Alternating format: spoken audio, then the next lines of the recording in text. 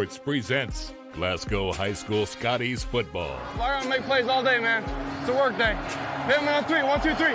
Glasgow Scotties football on WCLU 103.1 FM and AM 1490. And video streaming free at WCLUradio.com and on the Glasgow Scotties and the WCLU YouTube channels. Glasgow Scotties football brought to you by Don Franklin Auto, Hardee's, TJ Regional Health, McDonald's, The People's Bank, La Nacional Restaurant, Kentucky Farm Bureau Agent Joe Myers, Applebee's, South Central Rural Telecommunications Cooperative, Baird Private Wealth Management in Glasgow, and Aero Safety. Here we go. Right back down the field here, buddy. It's time for your Don Franklin Auto countdown to kickoff. And good Friday evening to you from Morganfield, Kentucky, where it is the first round of the Class 3A playoffs with the Glasgow Scotties taking on the Union County Braves here tonight. Joe Myers, soon to be joined by Larry Alexander and Bruce Tribune for our broadcast. The Scotties coming into this ball game at 5-5 on the year. They are the number 4 seed out of Class 3A District 2. Scotties got their best win of the season last time out. 1 week ago, they defeated Somerset at Hank Roy Stadium by a final score of 27-14 in a game which I think most people feel like was the most complete game the Scotties have played all season long. Union County comes in here ranked number 7 in Class 3A in the final media poll of the year. The Braves are 8-2 on the season. They are the number 1 seed out of Class 3A District 1. They hammered Greenwood in their regular season finale last Friday night here at home by a final score of 49-20, but it was 49-7 at one point in that ball game. These two teams, the last time they met was just a couple of years ago over here at Union County High School back on November the 4th. That also was a first-round Class 3A playoff matchup. Union County won that ball game by a final score of 50-20. We'll come back in a moment on the Don Franklin Auto Countdown to Kickoff show, and we'll have Coach Jeff Garmin with us, and we'll get his thoughts on what happened last week against Somerset and also talk about tonight's matchup with these Union County Braves. We're back after a 3-minute timeout here on WCLU Sports. Every morning in hardworking America, Hardee's biscuit makers rise to bake our original made-from-scratch biscuits. And now, mix and match 2 handcrafted breakfast biscuits, just $5. Find the best deals on the Hardee's app. At Don Franklin, we're about more than just selling cars. We're about families, generations of them. Founded by my parents in 1968, we've been here growing alongside you. From the first family car to the newest model for the next generation, our values of trust, care, and commitment are in every handshake, every deal. With over 5,000 vehicles to choose from, check them all out at DonFranklinAuto.com. Don Franklin, driven by family.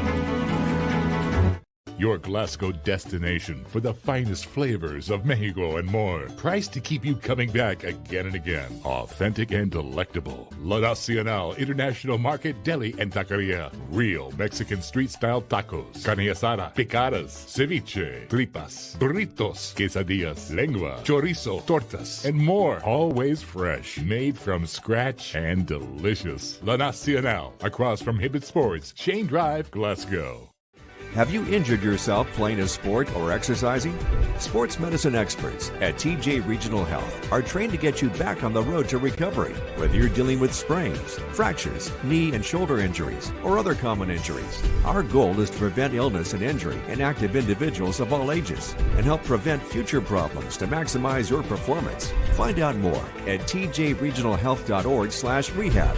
Patients first. Team always. TJ Rehabilitation Services. If you haven't heard, there's a new approach to banking. It's called Kasasa, and you'll find it at the People's Bank. Your free Kasasa checking account offers you monthly cashback rewards. The Kasasa cash checking account can earn you a very high interest rate on your balance. Then link Kasasa Saver, and you'll also get a high rate on your deposits. Grow with Kasasa at the People's Bank in Glasgow, Cave City, and Marion. The People's Bank, working for you. Restrictions and qualifications apply. Restrictions may vary. Contact the People's Bank for details and to learn more. Member FDIC. I just did it, but I waited way too long. Trust me, it's about time you left cable TV behind and started saving with MyStream TV from SCRTC. Already have TV with SCRTC and you still have cable boxes and wires everywhere? Talk to SCRTC about MyStream TV and compare it to your current service. The best thing about MyStream TV, you'll save money and get up to 1 gig symmetrical internet. Visit scrtc.com and click on the MyStream TV logo at the top to start saving on cable today.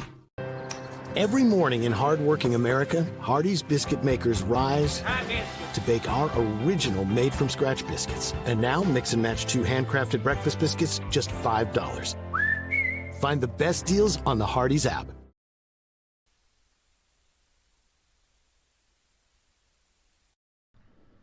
Welcome back here to Union County High School on the Don Franklin Auto Countdown to Kickoff Show. It's the opening game of the playoffs here for the Scotties as they take on Union County in the 3A class 3A playoffs, I should say. And we are joined now by Glasgow head coach Jeff Garmin to talk about tonight's matchup. And Jeff, it's now, as we said, just win or go home. Do things feel different in practice and as you prep for a playoff game than they do during a regular season game? No, it's pretty much the same routine as we always do. You know, we just don't have a JV game on Monday, so you kind of can pick up a little extra practice time on Mondays where you have everyone there, but it's pretty much business as usual. You know, the biggest thing is probably the time change that happens when the playoffs start, but other than that, you know, it's pretty much same old routine. You guys are coming off what I thought was your best performance of the season,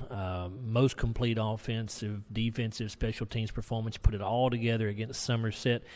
What you saw last week out of your ball club, is that what you think your team is capable of every week?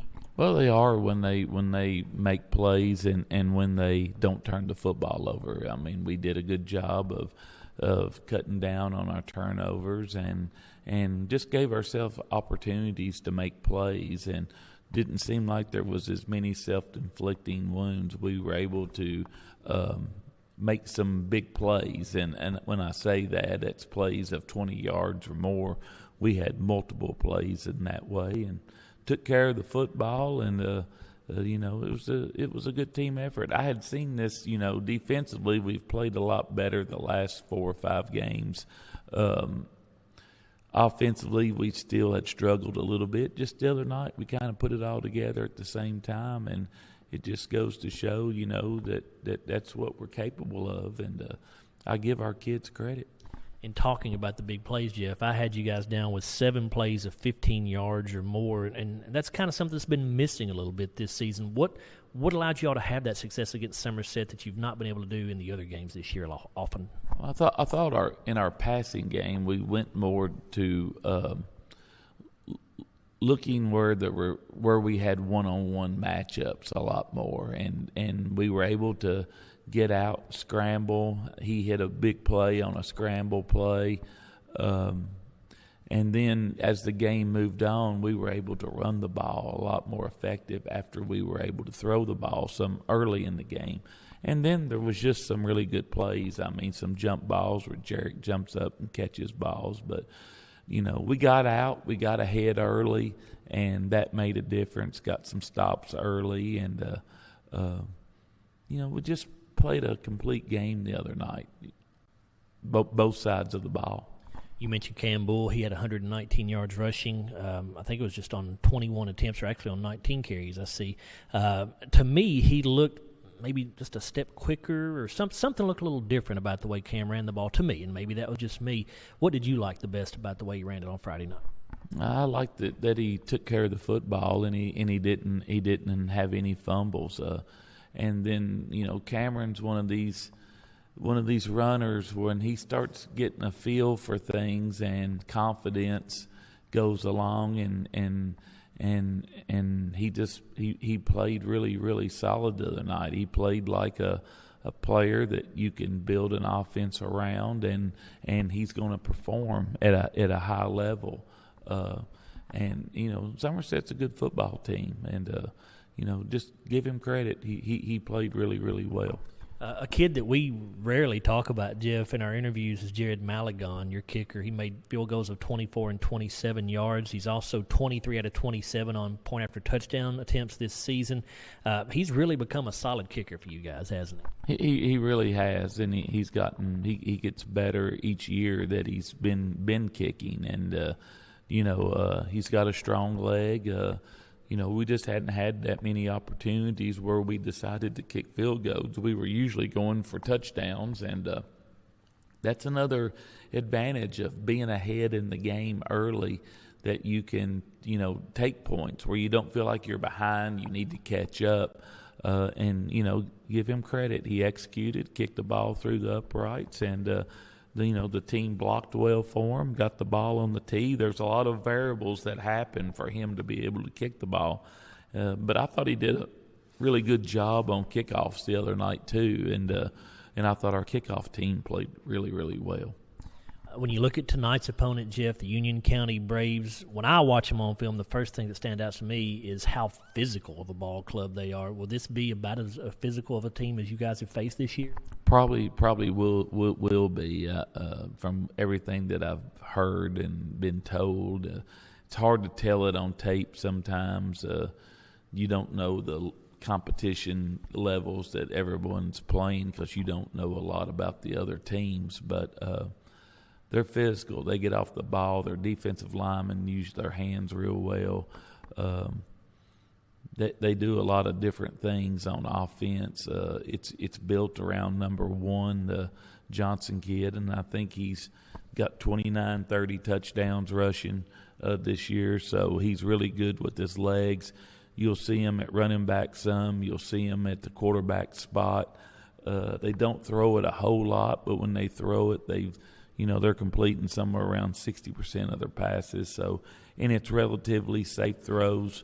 It's not, real complicated passing game, I wouldn't say, but they just put so much pressure on you running the football that, you've got to commit to something. And there's, I think part of their passing game and some of the success that they've had in their passing game is due to their run game. I mean, you have to commit people to stop the run, and like I said, number one, he's tough to tackle. If he makes that first guy miss, which he does a lot, it usually equates to a long run. So you've got to get multiple people to the ball, and you've got to play good team defense to slow him down. Yeah, Jaron Johnson has, as you said, Jeff, 29 touchdowns, over 1,600 yards rushing on the season. He's actually averaging 161 per game, which ranks him second in Class 3A. As you said, they use him as a wildcat quarterback a lot of the time. Why have defenses had such a hard time stopping him this year, and what does your defense have to do to have a different result? What I see is when he makes that first guy miss, everyone a lot of times can get at someone to him. You've got to kind of get him around the line of scrimmage. He doesn't look real fast, but I think it's more of how smooth that he runs more than anything. I think he's faster than he looks on tape. But he just has an ability to make that first guy miss right around the line of scrimmage. And when he does that, he really equates it into a 15, 20, 25 to more type run. And he's fast enough to pull away from you. We've got to do an extremely good job of tackling, and we've got to try to get multiple people to the ball. With the way they run the ball, Jeff, I'm guessing they're pretty good on the offensive line too, right? Well, I mean, that kind of goes hand in hand, and they're physical. Union County is known for, obviously they've had some really good football teams. I think wrestling's a big part, one of the few schools that, and I could possibly see that where, those guys up front are, they're not overly huge. They're 240 to 50-pound kids that all use their hands well, and they're just able to move, and they do a good job of blocking. They play extremely hard up front. Defense is pretty stingy, Jeff. Allowed just 207 yards per game, about 16 points per game. What challenges will they present to your offense? That defensive line's pretty good, and I don't know if they get how much credit they get, but they're pretty good for them, and it enables them to kind of really play their linebackers a lot wider than what you see a lot of teams play, which makes them very good against the pass. They can get out and cover inside receivers really well, and they've been able to do that and be effective at doing it. You know, the two games that I've seen them lose this year is, you know, it's been the ability to be able to throw the ball and the quarterback be able to run the ball some and make some plays with his legs. And, you know, that's something we'll have to try to do. But, you know, we're going to do what we do. I mean, we're going to run the football, and we're going to try to throw the football and get the ball into our playmakers' hands and see how it goes. It's just about finding those matchups.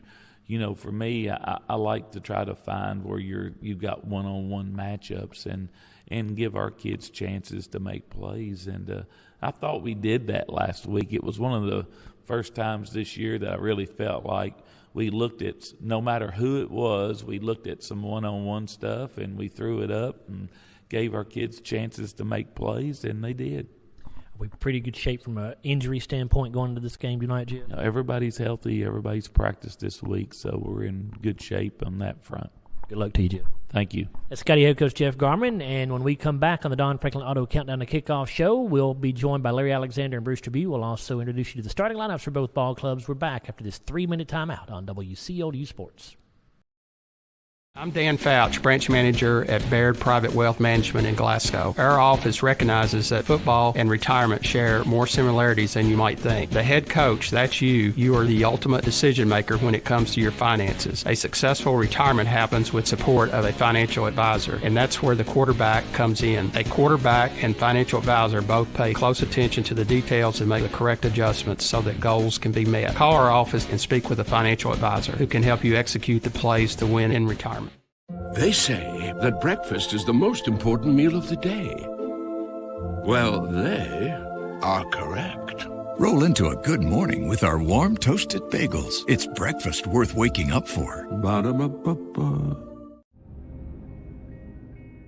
So Aerosafety is an international safety consulting company based right here in Glasgow, Kentucky. We offer a wide variety of services, ranging anything from safety training to administrative services like policy procedures. It's any manufacturing, any industry around our area, we can apply that.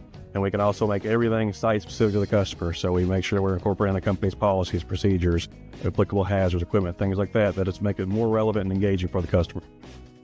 Aerosafety is here to keep your employees safe and keep your business headed in the right direction. It's been an amazing 33 years. I've been blessed to have someone by my side that I can count on no matter what. Like 3 years ago when I had that car accident, you really came through for me. So I just want to say thank you, Alan, for being my Farm Bureau insurance agent. Kentucky Farm Bureau, big on commitment. Oh, he's been great too. Since 1980, Applebee's has been bringing great food and big smiles to Kentucky neighborhoods, just like yours in Glasgow.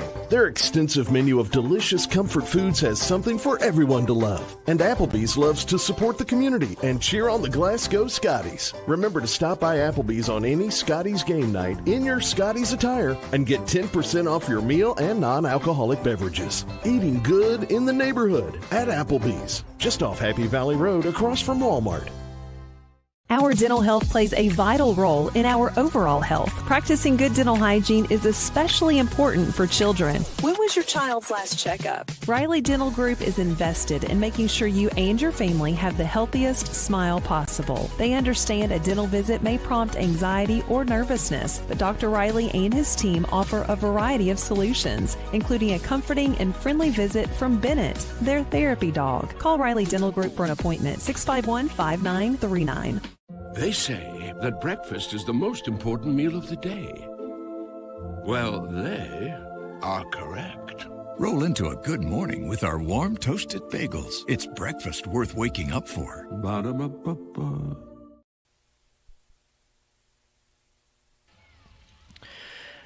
Welcome back here to the Don Franklin Auto Countdown to Kickoff show here at Union County High School in Morganfield, Kentucky, as we get set for this opening round of the Class 3A playoffs between the Scotties and the Union County Braves. Let's go ahead and give you the starting lineups for the ball clubs. These are brought to you by TJ Regional Health. First for the Union County Braves on offense. At left tackle, you've got Caden Broadus. He's a senior. We don't have any heights and weights for Union County. Left guard is Caden Word. He's a junior. The center is Zach Powell. He's a senior. Right guard is Hayden Harper, a sophomore. At right tackle, Bubba Rapier. He is a junior. The tight end for the Braves is Amari Black. He's a senior. At wide receiver, you have Luke Thomas, a junior. The other wide receiver, Caton Wilson, a senior, and also Kyle Gibson at wide receiver. He is also a senior. Also for the Braves on offense, at running back, you have Abe Fletcher, a junior, and the quarterback is Jaron Johnson. He is a senior. Johnson is really just a wildcat quarterback for the most part. Caton Wilson will also play some quarterback as well, but Johnson tends to take the majority of the snaps at quarterback. Defensively for Union County, at nose guard, it's Zion Williams, a junior. The defensive tackles are Amari Black and Keelan Gobin. Gobin's a senior. At defensive ends, Bubba Rapier and Camden Davis. Davis is a junior. The linebackers are Caden Broadus, Colton Capps, who is a senior, and Colby Schroeder, who's a senior. Colby Schroeder is a cornerback. He's a senior. Another cornerback, Gavin Black, a freshman. Strong safety is Jaron Johnson. He's a senior. And at free safety is Luke Thomas. He is a junior.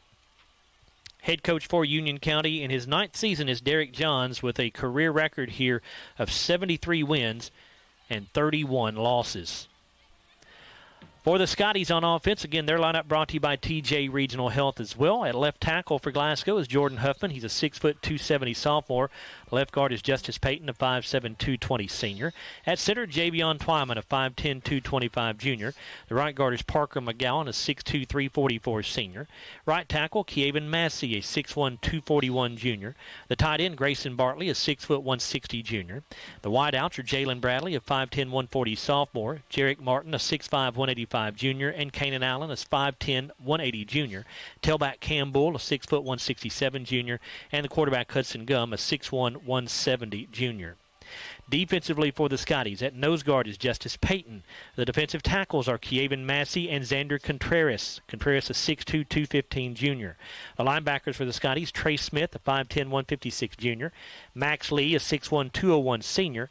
And Brady Geary, a 6', 195 senior.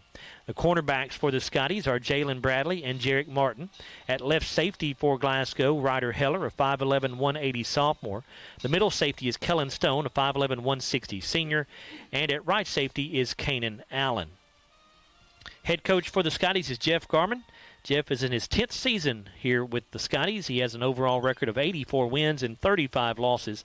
Glasgow assistant coaches are Blaze Tylicki, Cameron Garmin, Kevin Estes, Randall Parmley, Stephen Buford, and Tyler Hughes. And those are your starting lineups brought to you by TJ Regional Health here on the Don Franklin Auto Countdown to Kickoff show. Again, the Scotties were here in Morganfield just 2 years ago. And Glasgow came out on the losing end of that one in a first-round playoff game as they fell to Union County by a final score of 50-20. That was back on November the 4th of 2022. And the Scotties hoping to turn things around here tonight. Glasgow, again, obviously on paper, an underdog, but Scotties have the opportunity, and that's all you can ask for. And as we bring Larry and Bruce in here now, and Larry, you know, as we said, it's the first round of the playoffs. All the work that these kids and coaches have put in all throughout the preseason, throughout the season, it all comes down to tonight. That's what you play for. You play to get into the playoffs. Normally, we're a number 1 or a number 2 seed. Didn't happen this year, but yeah, the playoffs is what you want. It's what you play for, and you've got a good opportunity here tonight to be the number 1 seed in the other district. They're a good football team. Glasgow will have to replicate what they did last Friday night against Somerset if they're going to upset this team. And Bruce, no doubt, as I said a moment ago, the Scotties are a big underdog, at least on paper, but that means really Glasgow can come out here, kind of play free, nothing to lose kind of attitude, you would think. Well, they should be that way. I hope so. And like you say, I mean, you know, if especially these seniors, if you lose tonight, you're done as a Scottie football player. So, I mean, you have all the incentive to play your best, and it looks as though we're playing our better football here at the end of the season. Yeah, and that's where I was going, Larry. I know you were not able to make it to the Somerset game last week, but it was a very encouraging performance. Scotties defeated Somerset 27-14. And you have to love, if you're the Scottie coaching staff and the players too, got to love going into this first playoff game coming off of what I think most everybody thinks was the most complete game of the season for the Scotties. No doubt about it on both sides of the football. We got some turnovers on defense, and we ran and passed the football well on the offensive side, put up 27 points.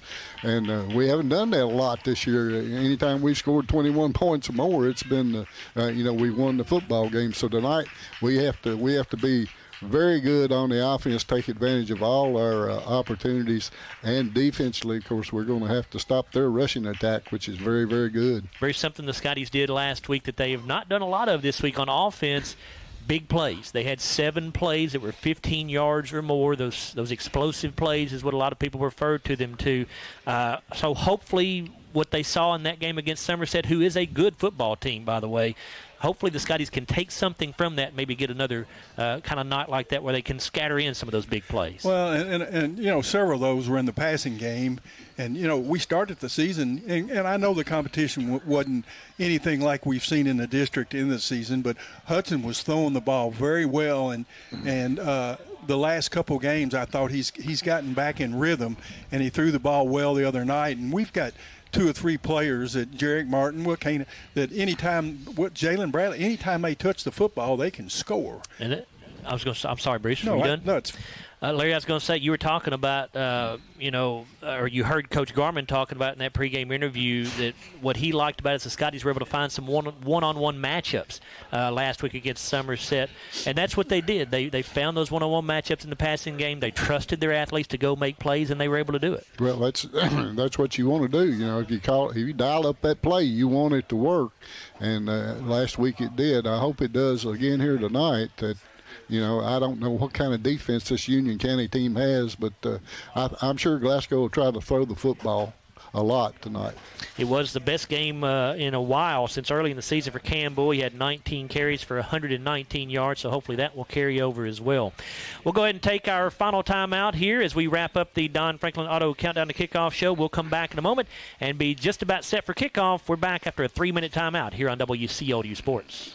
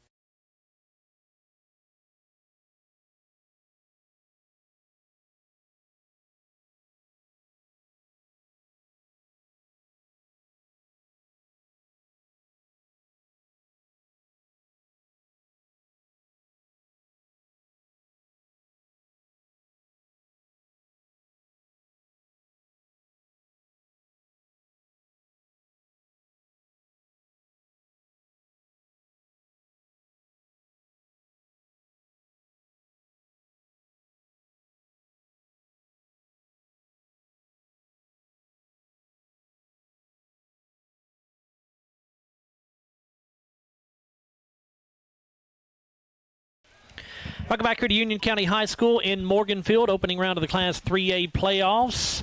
Joe Myers, Larry Alexander, and Bruce Trabue with you. It's Glasgow against the Union County Braves. Larry, what about keys for a Glasgow victory here tonight? Well, of course, it always boils down to taking care of the football. We can't have any turnovers and let them have short fields. You got to make them earn everything they get. The penalties wasn't a problem last week, but it has been a problem in the past, so we need to clean those up also. And defensively, we got to stop the running Jaron Johnson. We got to stop him.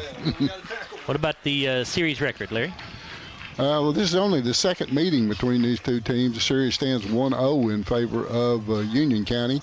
The first meeting and the last meeting came in 2:22 when Union County won here by a score of 50-20 in the first round of the playoffs. Just to give you a little information on this Union County ball club, they are most likely going to be the most physical team the Scotties have faced all season. So the Glasgow's going to have to play well in the trenches on both the offensive and defensive lines tonight to have a real shot. As Larry just mentioned, Jaron Johnson is a terrific runner. He leads Class 3A. He has over 1,600 yards in rushing. As we said, that leads Class 3A. He averages 11.3 yards per carry. Also leads Class 3A in touchdowns. He has 29 rushing touchdowns, and he is a tough kid. Not tall, really, but he's thick. He's got big legs like tree trunks, and he is going to be tough to bring down. Scotties cannot arm tackle. He will line up mostly as a Wildcat quarterback. But they will use another kid at quarterback occasionally. But you're going to hear Jaron Johnson's name a whole bunch tonight. Union County defense allows 16 points per game, 207 yards per game, and they have forced 15 turnovers on the season. Glasgow won the toss, and they deferred to the second half, so Union County going to get the football to start the ball game. Scotties in their white jerseys with Columbia blue numbers and royal blue pants, the royal blue helmet with the white Scottie paw. Union County in Columbia blue jerseys and pants with red numerals and the Columbia blue helmet. Kickoff going to be fielded at the 36-yard line. Returner going to get across the 40 and up to about the 42. And on the return that time for Union County was Kyle Gibson. Xander Contreras on that tackle, 6'2", 215 junior to start things off with. So 1st and 10 for the Scotties. Or for the Braves, excuse me, as they start at their own 42-yard line. You notice they didn't kick it deep.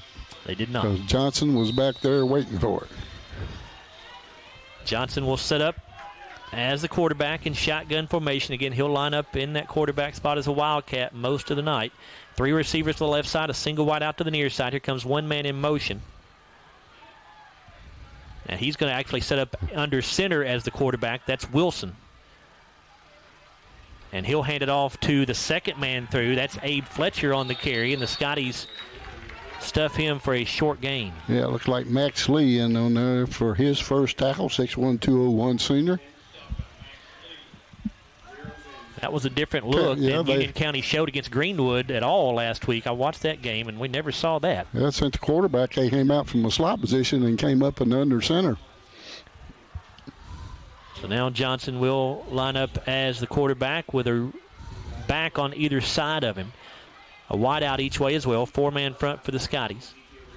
Man goes in motion to the far side. Johnson going to keep it around the right end. He's going to be taken down from behind after a gain of a couple, maybe 3. There's Contreras again on the tackle. That's his second already of the night. Got a little bit more than I thought. They gave him progress to the 47-yard line. So 4-yard pickup there. 3rd down and 5 coming up. Yeah, big 3rd down here early for the Scotties. Johnson in shotgun, a back on each side. Again, a wide out to each side of the formation. No tight ends.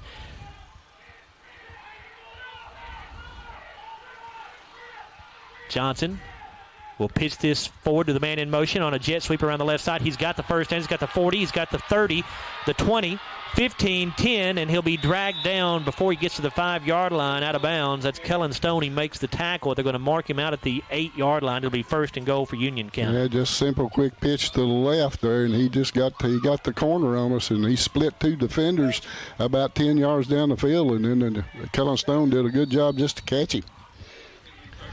Kobe Schroeder on the carry that time. pick up a 53 yards. It'll be first and goal for Union County from the 8.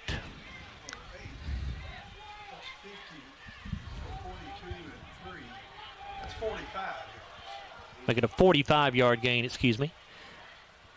Union County runs a man onto the field late. They relay the offensive play to him. Johnson's in shotgun. He has a back to his left. 2 blockers lined up as wingmen to the left as well. He'll run right behind them around the left end, and he will drag a tackler inside the 5 and down around the 3, it appears.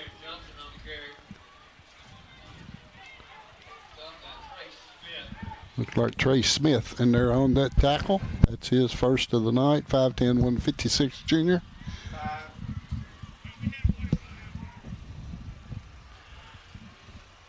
Picked up a 4 yards there. Ball is at the 4-yard line instead of the 3. Actually, Bruce, it is at the 3. I'm sorry, so it's a 5-yard gain. Sorry about that, Bruce. Second and goal from the 3.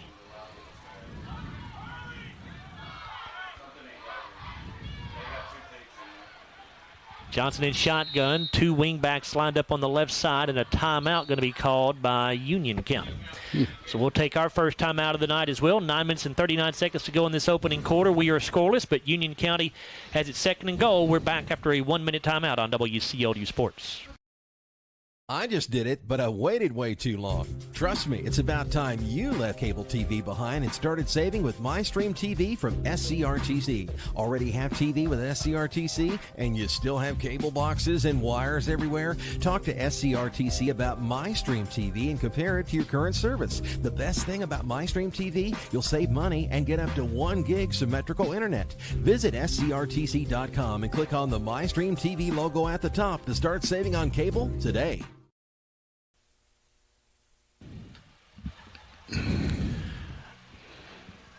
Second and goal for Union County at the 3-yard line. 9:39 to go in the opening quarter in this first-round Class 3A playoff game. Johnson in shotgun has 2 wingbacks to the right side. He'll run that way right behind him, breaks a couple of tackles, and finds his way into the end zone. That's just pure strength time by Jaron Johnson. Boy, they hit him in the backfield, somebody did, and then he drug another man on into the end zone for the touchdown. So Union County takes a 6-0 lead with 9:32 to go in the opening quarter. And Jerry Sabino on for the extra point. He is 44 out of 47 on the year on his PATs. Snaps a little bit low, but they get it down. The kick is up, and it is good. 9:32 to go in the opening quarter. Union County takes a 7-0 lead as they march the ball down the field on their opening possession.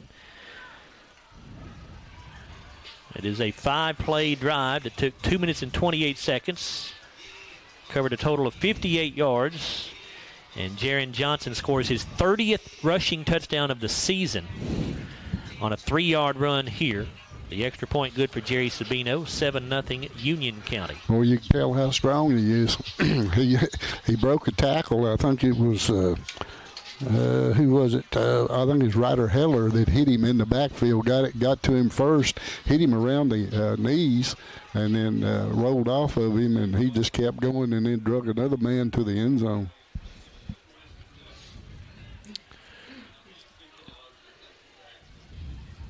Sabino set to kick this thing away for Union County. Campbell, Jarek Martin, the deep men for the Scotties.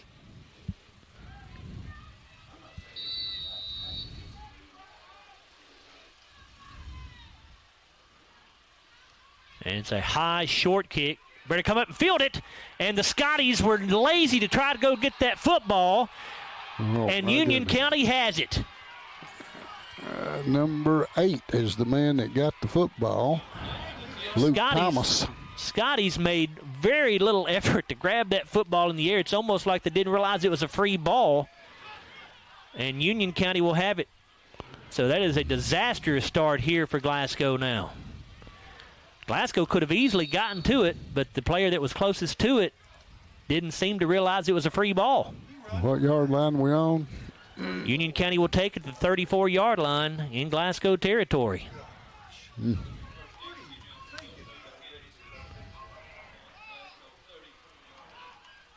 Can't make those kind of mistakes if you're going to pull a first-round upset over the number 1 seed.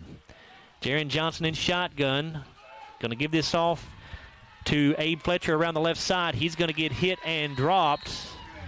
No gain on the play. I believe that was Kellen Stone that got in there first on that tackle. That's his second tonight.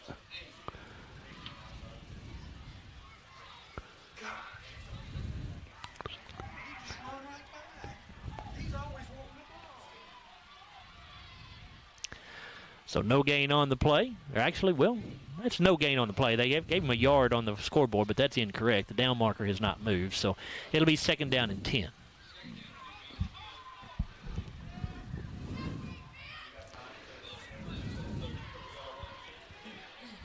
Johnson in shotgun. 2 wing backs to the left side. He's got a back to his left as well. They'll run Fletcher here up the middle. He's got a big hole inside the 30.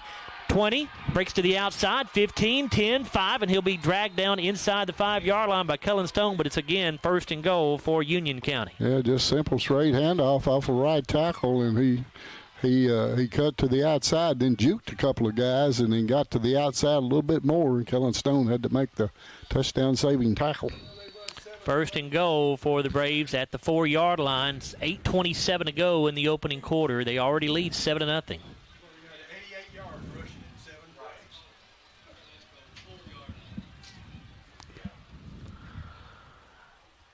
Johnson in shotgun. Fletcher to his left. 2 wing backs lined up to the left.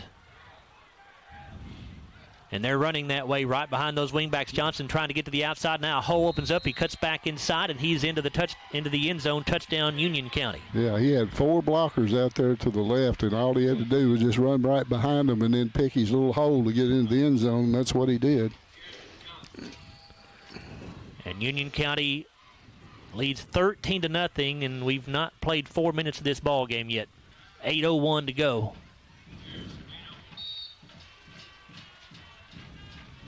Jerry Sabino on for the extra point.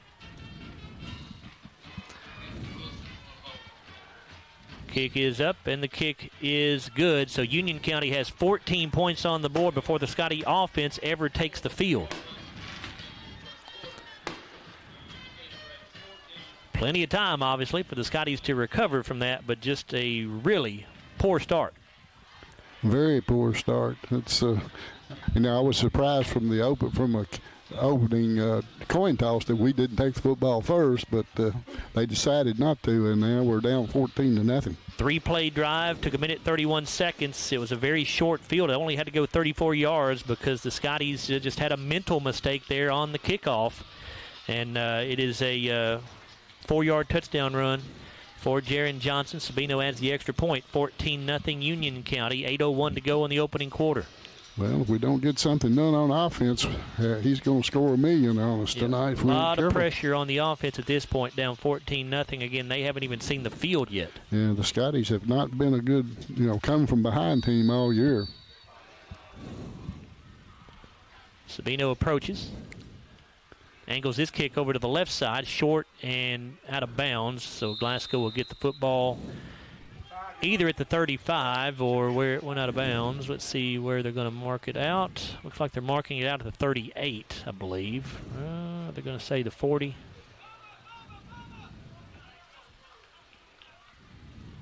It'll be Glasgow's ball on the 40-yard line, I believe.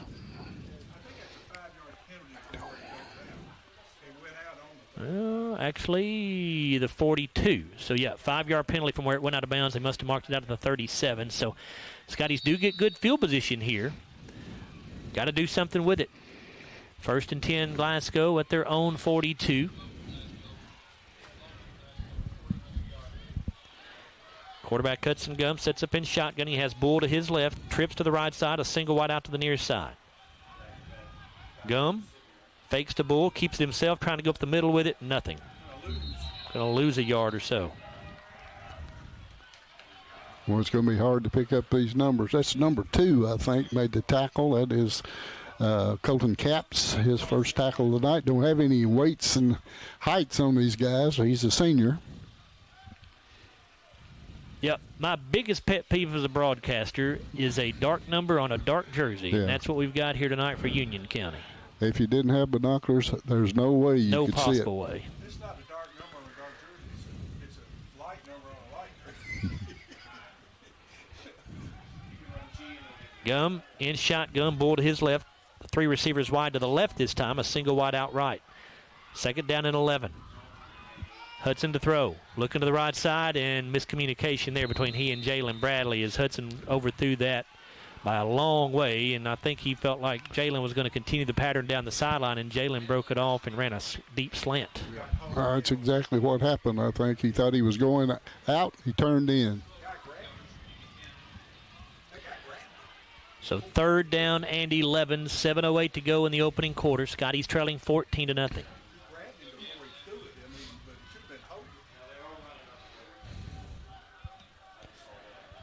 Two wide outs each way, and Gum looks a little confused. He's looking over here at the sideline. We don't have any play clocks here at Union County, but still plenty of time, it looks like. As Gum off play action to throw, Hudson steps up in the pocket. Going to flip it ahead to Cam Bull, and Cam going to get it to the 46-yard line, but that will not be enough for the first down.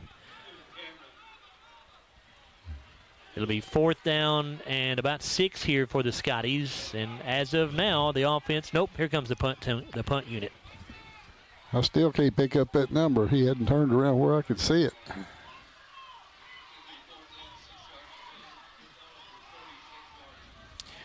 So Kanan Allen will drop back into punt formation on 4th down and 6. Scotties have it at their own 46. Sander Contreras running onto the field late here for Glasgow.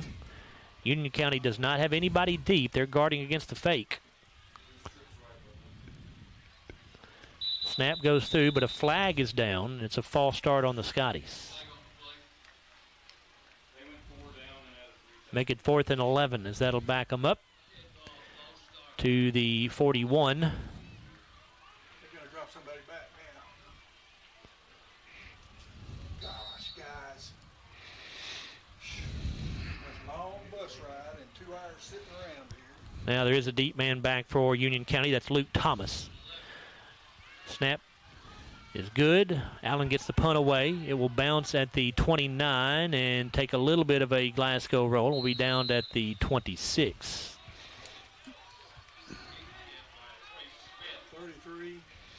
33-yard punt for Kanan Allen, which is just a little bit below his average, averaging 36 on the season. So Scotty defense going to have to bow their necks here, get a stop. Glasgow trailing 14-0, 5:59 to go in the opening quarter. This thing could get out of hand quickly here if Glasgow does not get a stop right here. Yeah, got to have one here. If you don't, it's going to be 21-0 before you can turn around. Johnson in shotgun, Fletcher to his right. 2 wing backs set up on the left side. Now one of those backs will come in motion to the right. Johnson to throw. It's going to be caught over there on the sideline, and a good move by the receiver across the 40 out to the 45 to the 46-yard line as he got right around the Glasgow tackler. On the catch that time is Kobe Schroeder. He has a first down. Yeah, they don't throw it much. They've only had 46 completions on the year, but that was number 47. Kellen Stone made the tackle. That's his 4th tackle already in this game.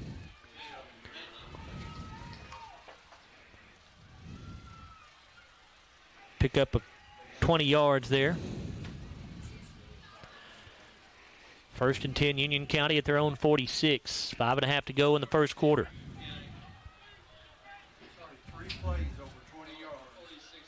Johnson is the deep man in the offset eye this time as Wilson has gone up under center as quarterback.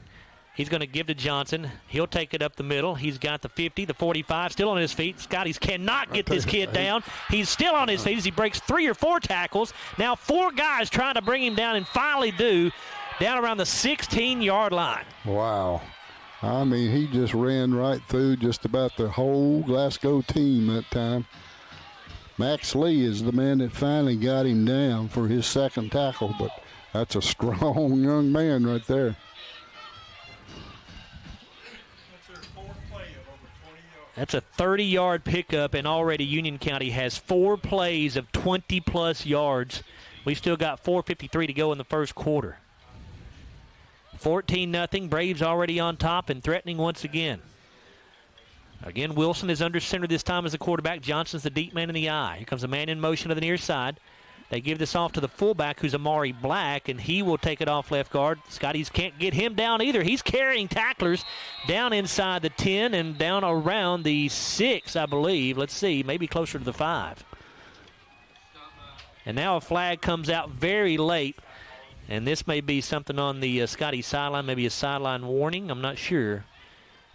But there was no action going on around where the official threw the flag, and it was the side judge over here on the Glasgow sideline. So we'll see what this is about. Ashton Page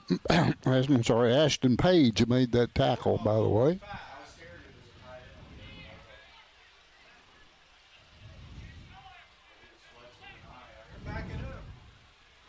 Well, it's going to be on Union County. Must have been an illegal formation because they did not stop the play. Mm-hmm. So Union County apparently did not have enough men on the line of scrimmage. I did see the referee signal. Did he signal illegal procedure? Just now did, yes, sir. Okay. So that does back Union County up to the 21-yard line, where it'll be first down and 15 now.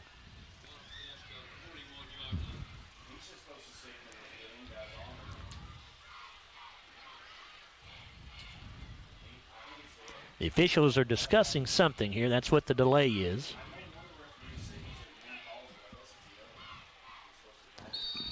Four and a half minutes to go in the opening quarter. 14-0 Union County, off to a quick start here.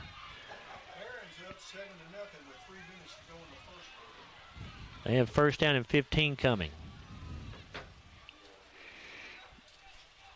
They're going to have to hurry to get this play off. Back judge counting it down right now. And they do just get it off. Here's the handoff here, and the Scotties play this one very well. On the handoff that time was Willem McPeak. He has not played the last 3 ball games, so apparently he's coming back from injury. I was not really expecting to see him. Max Lee on the tackle for his 3rd of this first quarter. He is the second leading rusher on the team. Had lost 2 right there, so second down and 17 for Union County, back at the Glasgow 23. Johnson back in there as the Wildcat quarterback now with the back on each side. A man motions out of the backfield. Johnson fakes the handoff, keeps himself off right tackle, finds a couple of holes. He's got inside the 15, inside the 10, and down around the 7-yard line. Maybe the 8, actually. Let's see where they put it down. It will be the 8. I think that was number 60. Keaven Massey for his first tackle of the night. He's a junior, 6'1", 241. Pick up of 15 yards there, so it'll be 3rd down and 2. 3:05 to go in this first quarter. Union County has racked up 151 yards of offense already. 2 receivers each way. Johnson in shotgun. He'll keep it himself right up the middle. Follows his blockers into the hole, and he is in to the end zone for another Union County touchdown. Yeah, killed the referee on the way. Referee took a tumble there in the end zone. He appears to be all right, though. Union County goes up 20-0 with 2:46 to go in the first quarter.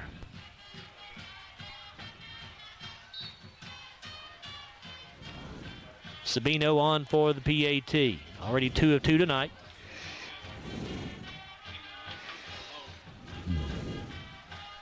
Kick is up, and the kick is good.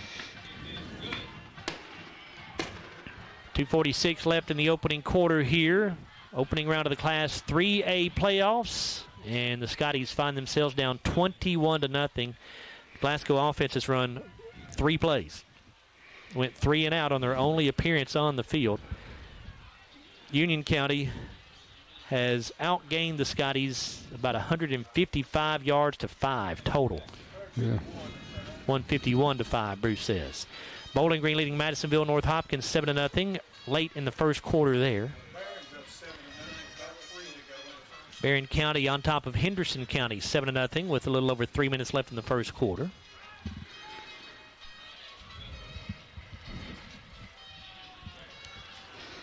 So Sabino will tee this up.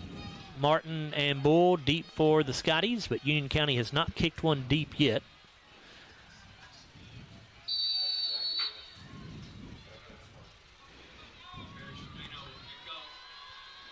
Bino angles this one towards the left sideline, and a fair catch called for. Dropped.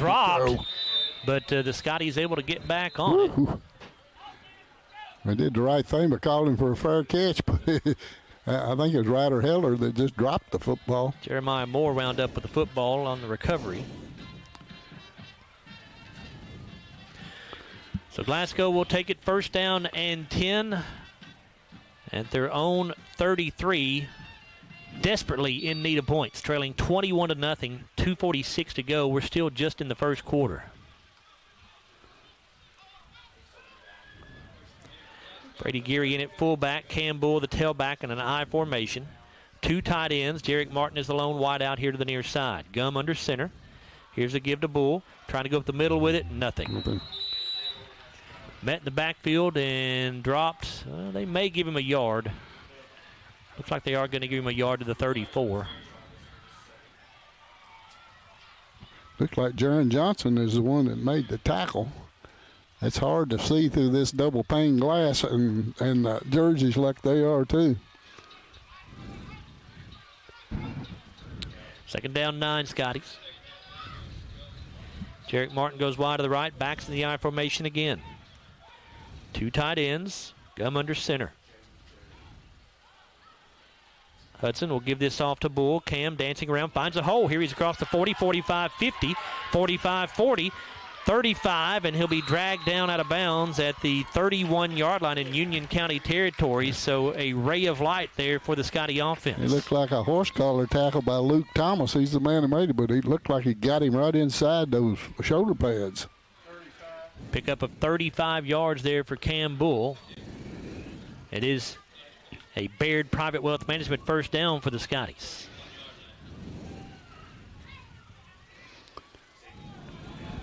Geary and Ryder Heller now in the I formation. Heller the deep man.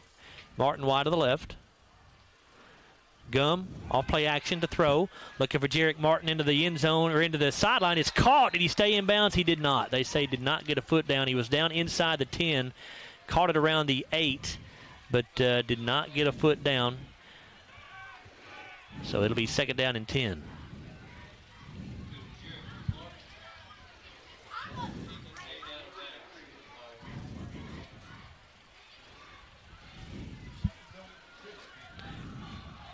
Bradley will go wide to the right side. He's the single wide out that way. You have Allen, Martin, and Stone wide to the left.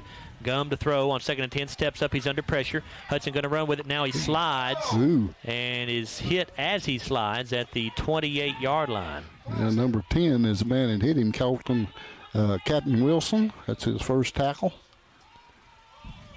Looked like a little late hit. Looked like it. Hudson had definitely was well into his slide by the time he got hit. It's a pickup of 3 yards. It'll be third down and 7. Needless to say, Scotties are in 4-down territory here. 3 men wide to the right, 1 to the left. Bull is the running back. Gum rolling out to the right. Hudson lets it go, and it's going to be overthrown. Intended for Kellen Stone, but it was out of bounds over here. It'll be fourth down and 7. Hudson was under pressure, and he got hit as he threw.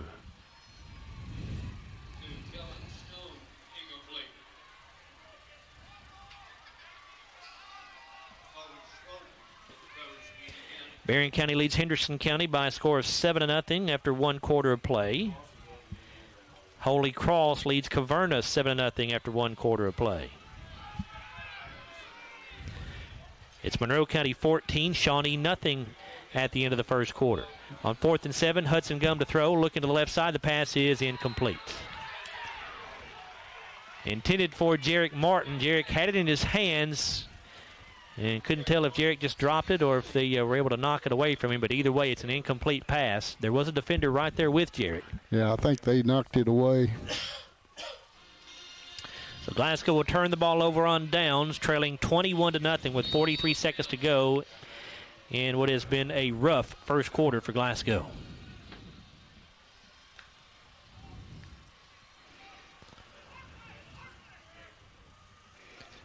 What yard line are we on there? Union County will take over at its own 28, Larry.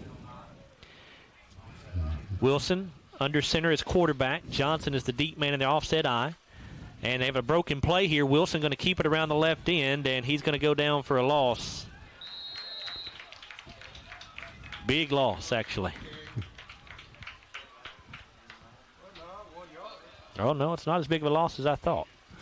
Keenan Allen is the man that made that tackle. It's his first of the night. It's a 2-yard loss. Back to the 26, second down and 12.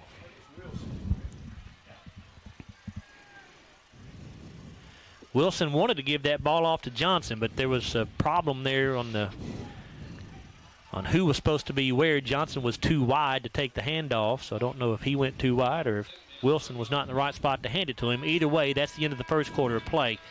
It's Union County 21, Glasgow nothing here in the opening round of the Class 3A playoffs at Union County High School. We're back after a 1-minute timeout on WCLU Sports.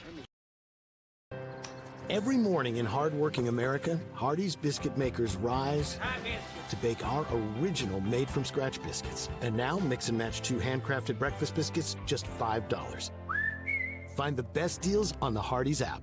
I'm Dan Fouch, branch manager at Baird Private Wealth Management in Glasgow. Our office recognizes that football and retirement share more similarities than you might think. The head coach, that's you. You are the ultimate decision maker when it comes to your finances. A successful retirement happens with support of a financial advisor, and that's where the quarterback comes in. A quarterback and financial advisor both pay close attention to the details and make the correct adjustments so that goals can be met. Call our office and speak with a financial advisor who can help you execute the plays to win in retirement. Every morning in hardworking America, Hardee's biscuit makers rise to bake our original made-from-scratch biscuits. And now, mix and match 2 handcrafted breakfast biscuits, just $5. Find the best deals on the Hardee's app.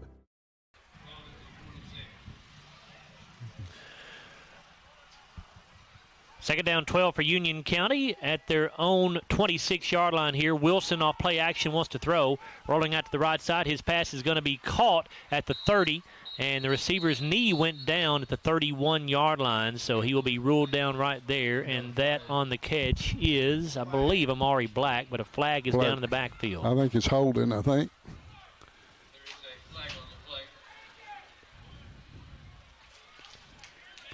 Holding is the call against Union County.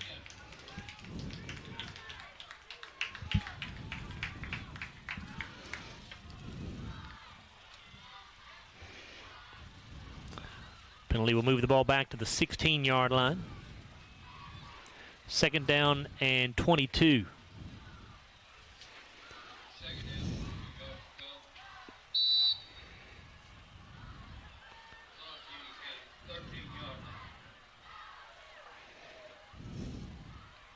Johnson sets up as the quarterback, this time in shotgun formation. He has two wide outs to the right, one to the left. They put Fletcher in motion. Johnson fakes to him. Johnson keeps it around the right side, now cuts back to the middle of the field. He's got 35-40. He's got the 50. He's in Glasgow territory. Ball pops out, and the Scotties have it. Boy, Glasgow catches a big break right there. That was going to be another gigantic gain for Union County, but Trey Smith got it. Johnson lost the football, and Glasgow recovers at its own 40. So the Scotties create the first turnover of the night. And with 11:40 to go in the first half of play, Scotties trailing 21-0. Glasgow's offense back out onto the field. Well, he was off to the races again. Somebody hit him from behind. Don't know who it was, but the ball popped out when they hit him from behind, and Trey Smith got the fumble recovery.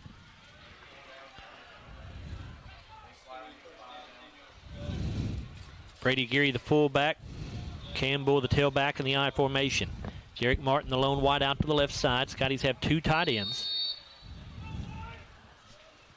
Come under center. 5-man front for Union County. Union County showing blitz. They're coming off the left side. Campbell runs around the right end, and he is going to be tripped up after a gain of about 3, it looks like, out to the 40. Well, may give him 4. No, it will be a 3-yard gain to the 43. Second down 7.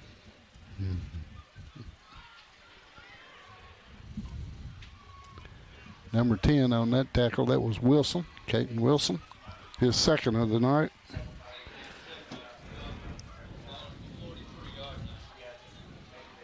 And Martin, the lone wide out to the left.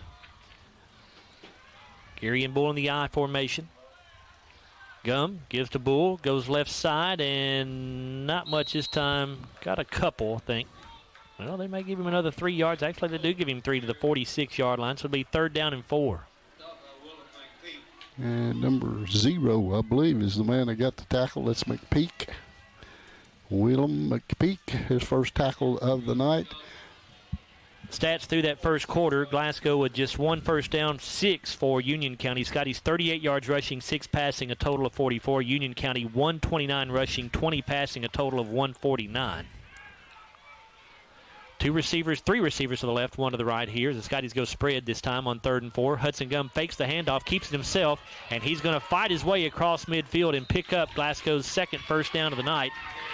It is a Baird Private Wealth Management first down on a pickup of 5 yards by the quarterback, Hudson Gum. Number 9 on that tackle, that was Amari Black, his first of the night. They tell me that Xavier Contreras got the fumble recovery and not Trey Smith. Ball at the Union County 49-yard line.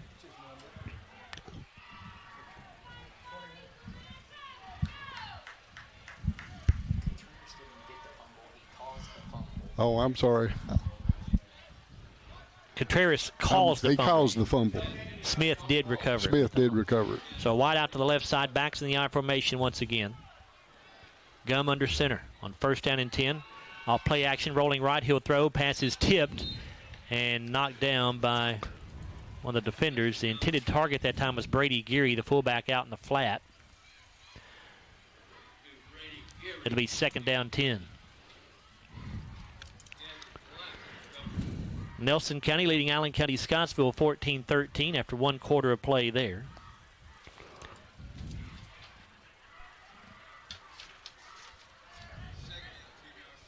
Warren East leading John Hardin 14-0 after 1 quarter. 2nd down 10 for the Scotties at the Union County 49. Gum and shotgun. Quick pitch to Cam Bull, and Union County all over him as soon as he took the snap. No blocking that time from the Scotties at all. A 5-yard loss back to the 46-yard line. Yeah, number 9, Amari Black on that tackle. He's a senior for him. 2nd tackle for him. 3rd down and 15 here. 9:40 to go in the first half. Flag was thrown, but it's being waved off. Say no flag on the play.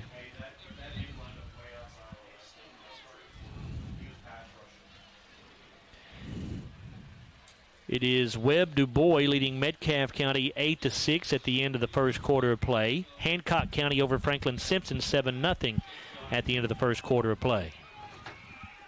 3rd and 15 for the Scotties in a spread formation here.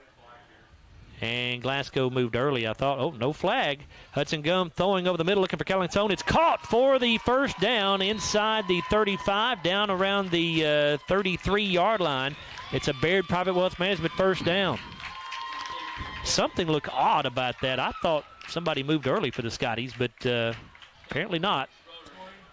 Pickup of 20 yards on that completion. Like number 7, Kobe Schroeder with the tackle. It's his first of the night. He is also a senior. 1st and 10 Glasgow. 9 minutes to go in the second quarter. Scotties trail 21-0. 2 receivers to each side this time. Bull, the running back. Gum and shotgun. Hudson to throw. Looking right. Now he'll be sacked. A loss back to the 36-yard line. I think that's number 9 again. I believe that's Amari Black. So Scotties lose 3 on that play. 2nd down 13.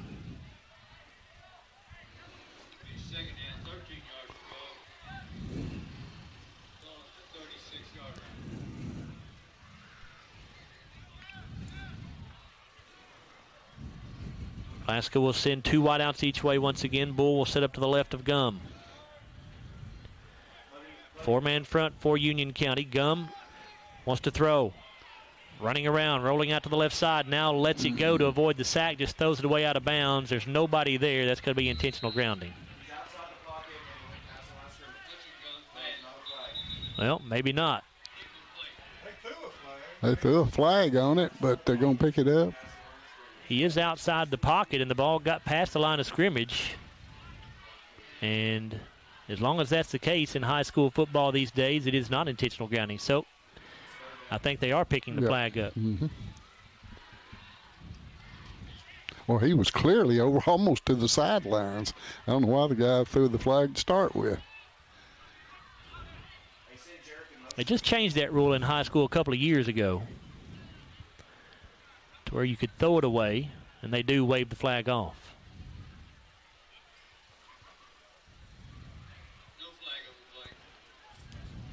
Third down 13 coming up for the Scotties here. 8:02 to go in the first half of play. It's 21-0 Union County.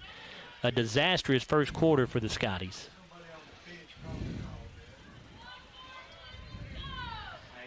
Two wideouts to each side once again. Bull is the running back to the right of Gum. Comes Jarek Martin in motion to the near side. And the Scotties jumped early. Gosh.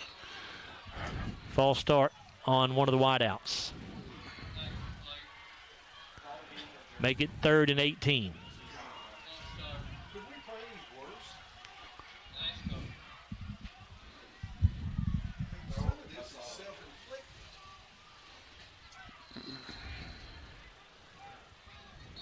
Boy, Scotty's just not playing well right now.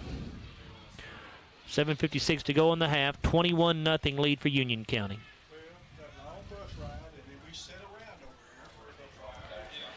Three men wide to the right, one to the left. Gum in shotgun. Now Bull motions out of the backfield. Hudson setting up a screen here, and it is nearly intercepted and then almost caught by Jarek Martin. It got through the hands of the defender who almost picked it off. That was Isaiah Lofton. But he knocked the ball down enough that it made it a tough catch for Jarek because he had to try to go down and grab it off his shoestrings and could not do it. Yeah, I know it was set up to be a screen to Jarek at middle screen, but we had Cam Bull wide out open out here in the right flat. And there was a flag on the play, and it was another false start called on Glasgow, but obviously Union County is going to decline that. It's 4th down and 18. Scotties have the ball at the Union County 41, and they will go for it here.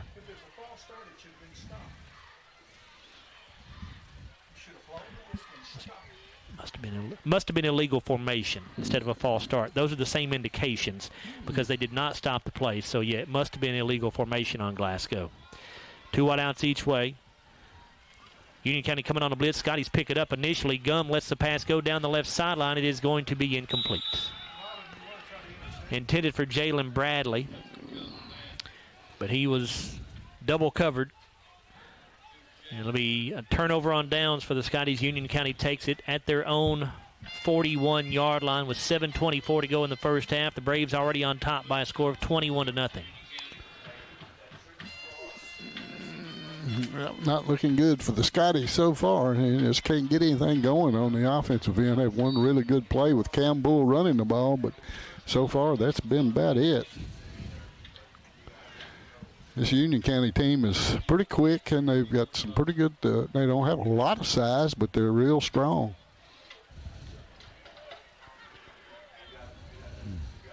And Johnson sets up as the quarterback in shotgun. He has Fletcher to his right. He'll hand it off to Fletcher, goes up the middle with it, and he's going to get across the 45 to about the 46. Xavier Contreras on the tackle. That's his 3rd of the night. You know, when he runs into the line, it doesn't look like there's a hole there, but they make one for some way or another. They get through it. As you heard Coach Garmin talking about in the pregame, if you were listening, Union County has an outstanding wrestling program here. And you would not be surprised if some of these football players were wrestlers, which is, most of the time those kids have some pretty good strength. Yes. Have an official timeout on the field here.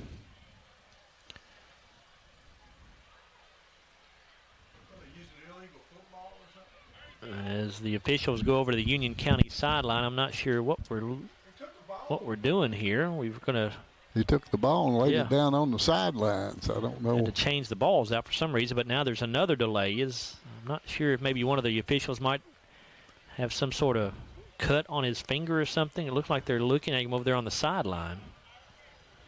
Well, one of them got drilled in the end zone a while ago. I don't know whether that's the same one or not. 7:03 to go in the first half here in Morganfield, Kentucky. If you're not sure where that is, we are on the Illinois state line. Almost. We border, this county is on the state line, so we're right on the Ohio River over here, far western Kentucky. About 30 miles or so west of Henderson, which is where Barron County is playing tonight.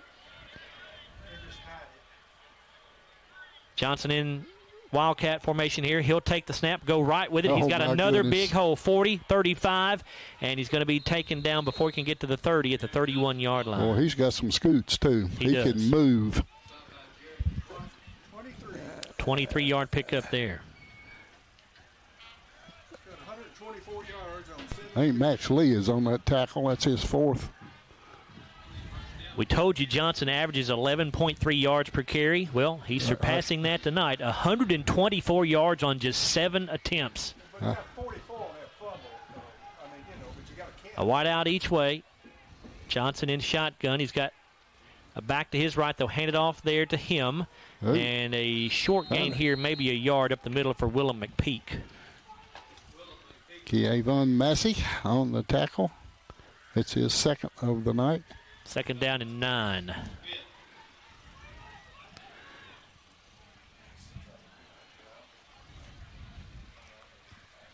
Henderson County has just scored to tie the game with Barron County. That game now knotted at 7 in the second quarter.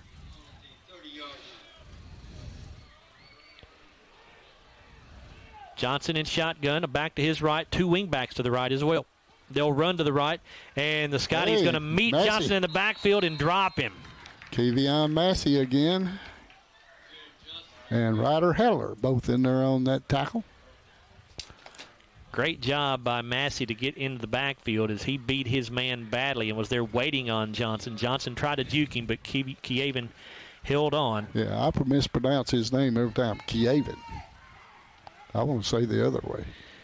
And that is a 4-yard loss. That is the first negative run of the night for Johnson. Second negative run of the night as a team for Union County. Fourth, negative run. Third down 13 here for the Braves. They're back at the Glasgow 34. Now a timeout will be called by Union County. We'll stay right here. 4:50 to go in the first half of play. 21-0. Union County on top. Actually, let's go ahead and take a timeout. We'll come back after a 30-second timeout here on WCOU Sports. We know there's a big difference between being in a community and being part of the community. That's why here in Glasgow, we cheer on the Scotties. We work hard every day to make a positive impact on the community we call home. Behind our golden arches, we strive daily to serve delicious food and treats. If you could only smell this McDonald's ad, you'd smell how delicious this burger and fries really are. Join our McTeam. To learn how, text KY209 to 38000. Benefits include a sign-on bonus up to $500.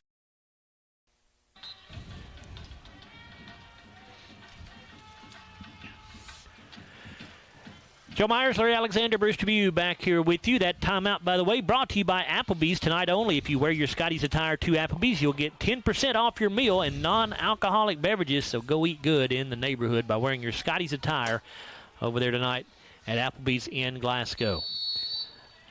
Third down 13 for the Braves. They're at the Glasgow 34-yard line. The quarterback is Wilson this time. He's under center. Straight eye formation in the backfield. Wilson to throw. Under pressure, rolling out to the left side, being chased by a couple of Scotty defenders. Now Wilson will let it go, and that'll be incomplete. He was just throwing it away. So it'll be 4th down and 13. Union County, I'm sure, will go for this. Yeah, pressure put on by 4 Scotties that time. Trey Smith, one of them, and Max Lee and Jeremiah Moore all put pressure on the quarterback. Ran him out of the pocket, almost got to him.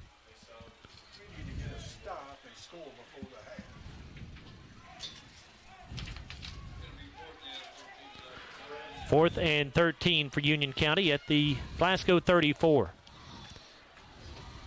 2 wideouts each way. Wilson is the quarterback. He's in shotgun. Straight drop. Looking. Over the middle, the pass is incomplete. Intended that time for Colby Schroeder, and it was a little bit overthrown. Kellen Stone back there defensively in the area for the Scotties. And Glasgow will force Union County to turn the ball over on downs.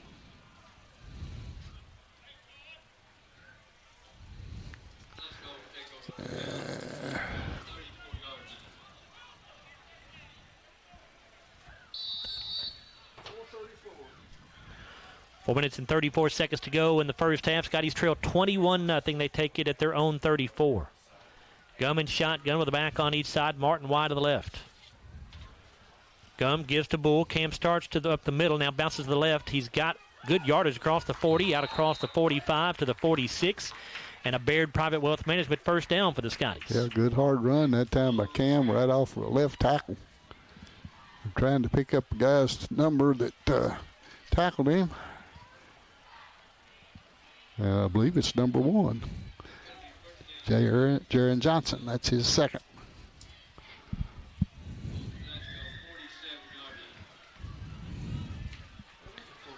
First and 10, Scotties at their own 47. Here's a give to Bull. Cam takes the handoff and immediately had to try to avoid defenders, and he's not going to be able to get back to the line of scrimmage. Well, maybe he did get back to the line of scrimmage. We'll see where they mark him. Big number 70 on that tackle. That is Zion Williams. I thought he lost a yard, and they will back him up to the 46, so it is a 1-yard loss. Second down and 11.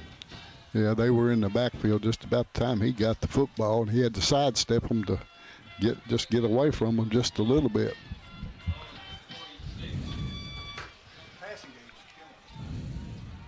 Martin wide to the left. A back on each side of Gum. Hudson will hand this off to Bull. Goes up the middle with it. Cam across the 50. Still on his feet as he drags tacklers down to the 45. And that's a good hard run that time by Cam Bull. Very good run. Right up the middle. It'll be third down and 2.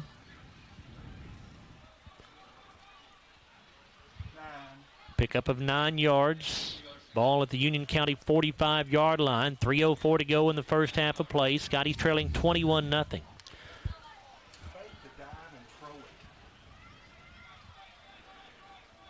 Bradley, the lone wide out to the left side. You've got Stone, Martin, and Allen wide to the right. Bull in the backfield with Gum on third down and 2. Here's the snap. Give to Bull up the middle. Cam has, I believe, the first down as he goes right up the middle with it. He will have enough to the 42-yard line, maybe the 41. Let's see. Either way, it's going to be a Baird Private Wealth Management first down. Yeah, that's number 70, Williams, again on the tackle. Zion Williams, that's his second. They will give him 4 to the 41.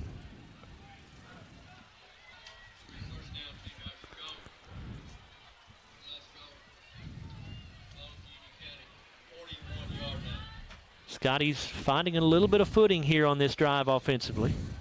It's got to keep it going. Gum in shotgun, a back on each side. Martin wide to the left.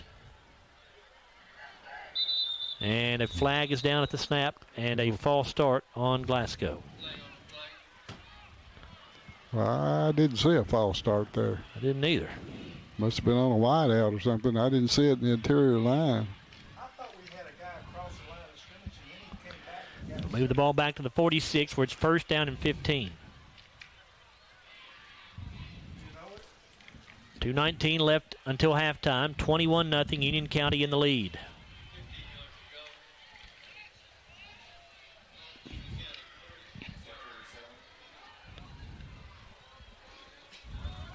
Back on each side of Gum. Martin's the wide out to the right. Give to Ryder Heller. Heller goes off left tackle, and he will push the pile forward down to around the 43.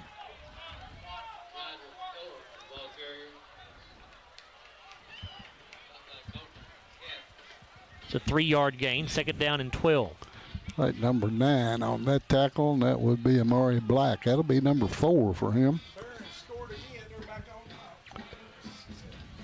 Barron County back in the end zone as they now lead Henderson County 14-7 in the second quarter.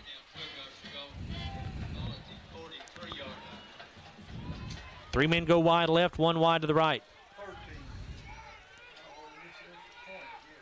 Now Bull motions out of the backfield. Gum to throw. Looking over the middle, the pass caught by Martin at the 40.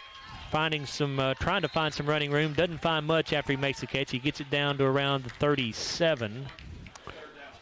Jaron Johnson again on the tackle. That'll be number 3 for him. Let me correct that score I gave you on Berrien County. It's 13-7, not 14-7. Trojans on top. Inside of a minute to go here. Scotties have to hurry. It's 3rd down and about 6. Martin coming in motion to the near side. Gum to throw. Hudson steps up in the pocket, and he'll be sacked back at the 40. That's number 3, I believe, that got that sack. Yep. That will be Camden Davis. Scotties will call a timeout here to stop the clock with 39 seconds to go. Hudson Gum a little bit shaken up on that play.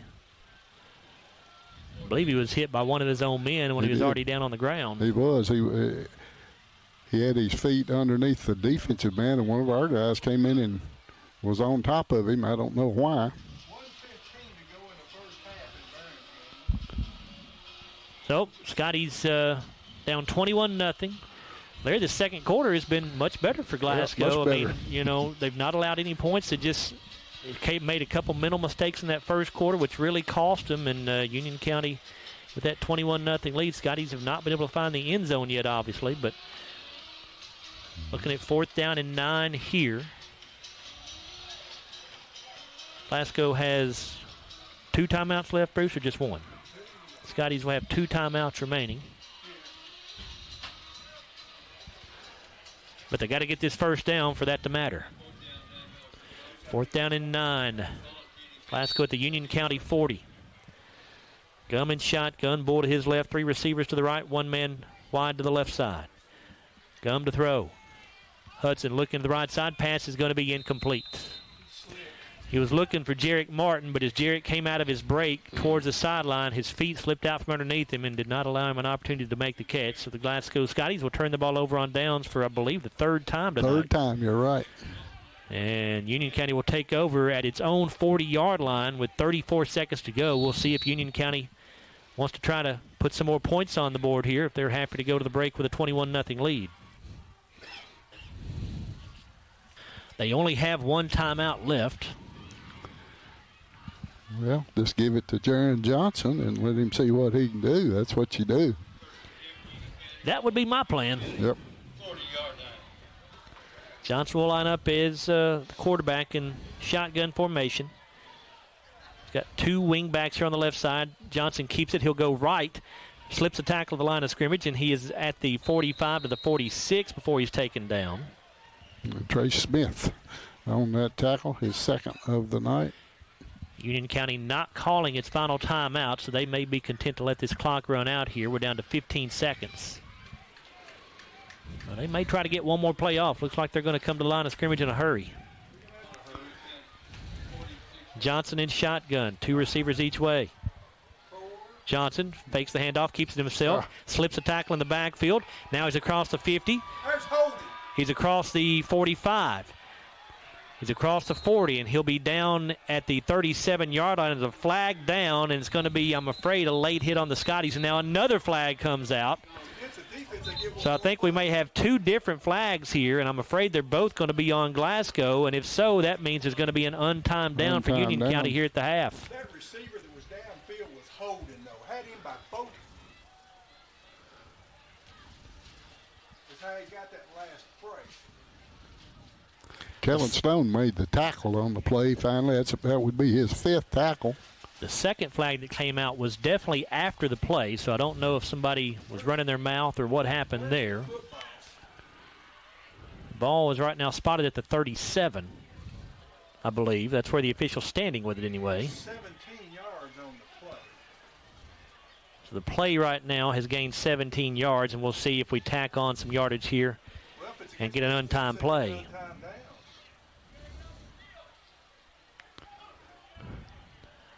Here's the indication. Personal foul.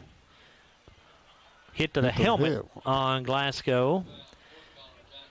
And then after that, dead ball, unsportsmanlike conduct on Glasgow. Ooh. That's $30.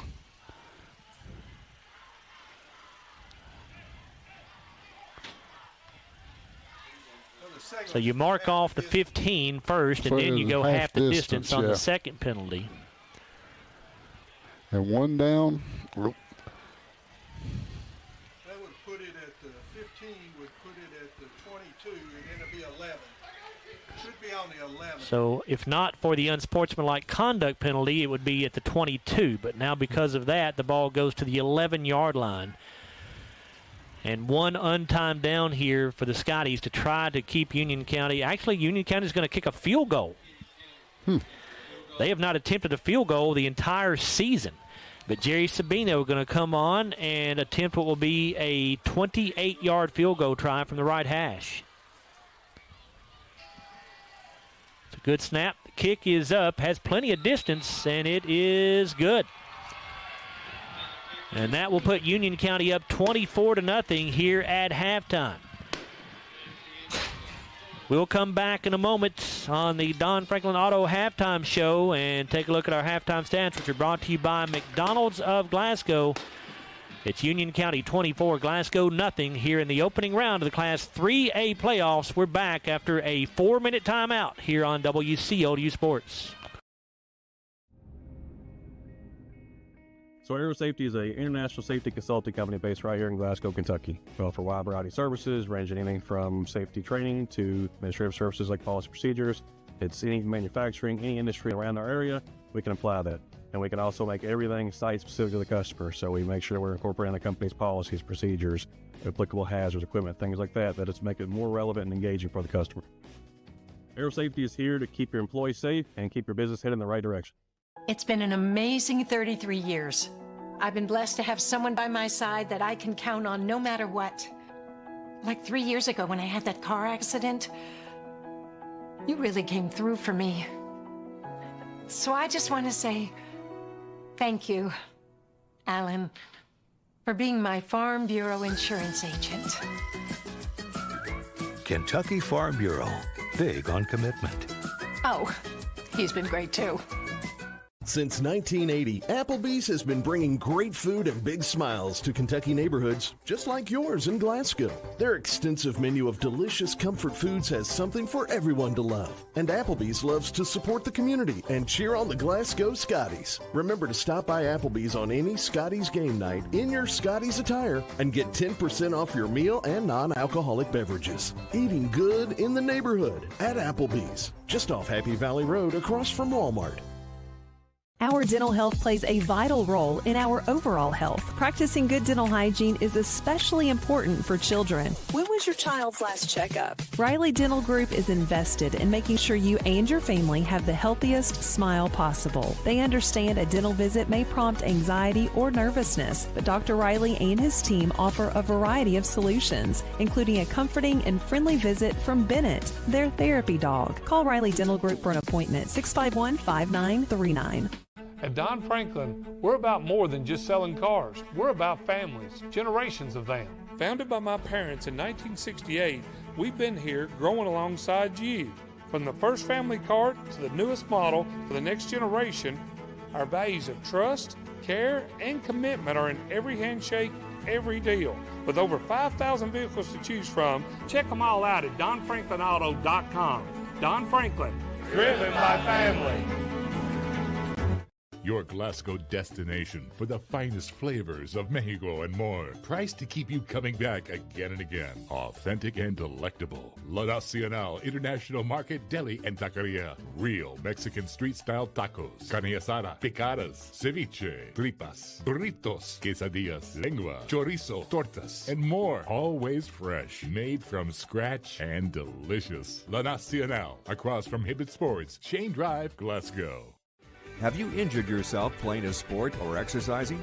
Sports medicine experts at TJ Regional Health are trained to get you back on the road to recovery, whether you're dealing with sprains, fractures, knee and shoulder injuries, or other common injuries. Our goal is to prevent illness and injury in active individuals of all ages and help prevent future problems to maximize your performance. Find out more at tjregionalhealth.org/rehab.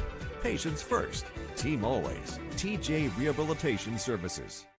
Glasgow Scotties football on WCLU 103.1 FM and AM 1490. And video streaming free at WCLUradio.com and on the Glasgow Scotties and WCLU YouTube channels. Glasgow Scotties football brought to you by Don Franklin Auto, Hardee's, Baird Private Wealth Management in Glasgow, La Nacional Restaurant, South Central Rural Telecommunications Cooperative, McDonald's, Aero Safety, Applebee's, The People's Bank, TJ Regional Health, and Kentucky Farm Bureau agent Joe Myers. It's time for the Don Franklin Auto Halftime Show.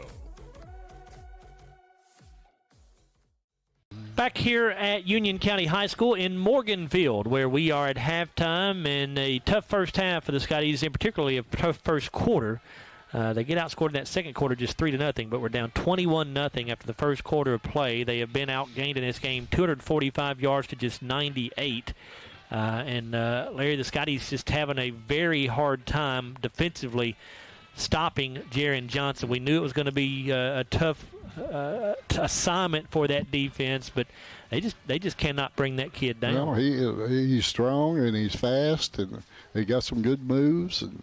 He's just a really good football player, and we've gotten him a couple of times for no gain or for very little gain, but most of the time he's just finding him a hole, and as soon as he hits that hole, he's zigzagging one way or the other, and he's finding open space, and he can get, and he's fast enough just to outrun people. We told you he is the leading rusher in all of Class 3A with over 1,600 yards rushing coming into this game and 29 touchdowns. Well, he's added to those totals. Yep. He's averaging 14.3 yards per carry, 143 yards on 10 carries, and he's got 3 rushing touchdowns already in this ball game. Offensively, Larry, the Scotties have been able to get a few first downs. They've just not been able to sustain those drives. No, Cam Bull's gotten off some runs. Ryder Heller had a pretty good run, and we just haven't been able to keep the pressure off of Hudson Gum to be able to throw the ball efficiently. But I'm sure Union County's got something to do with that. They've got a pretty good stout defense, and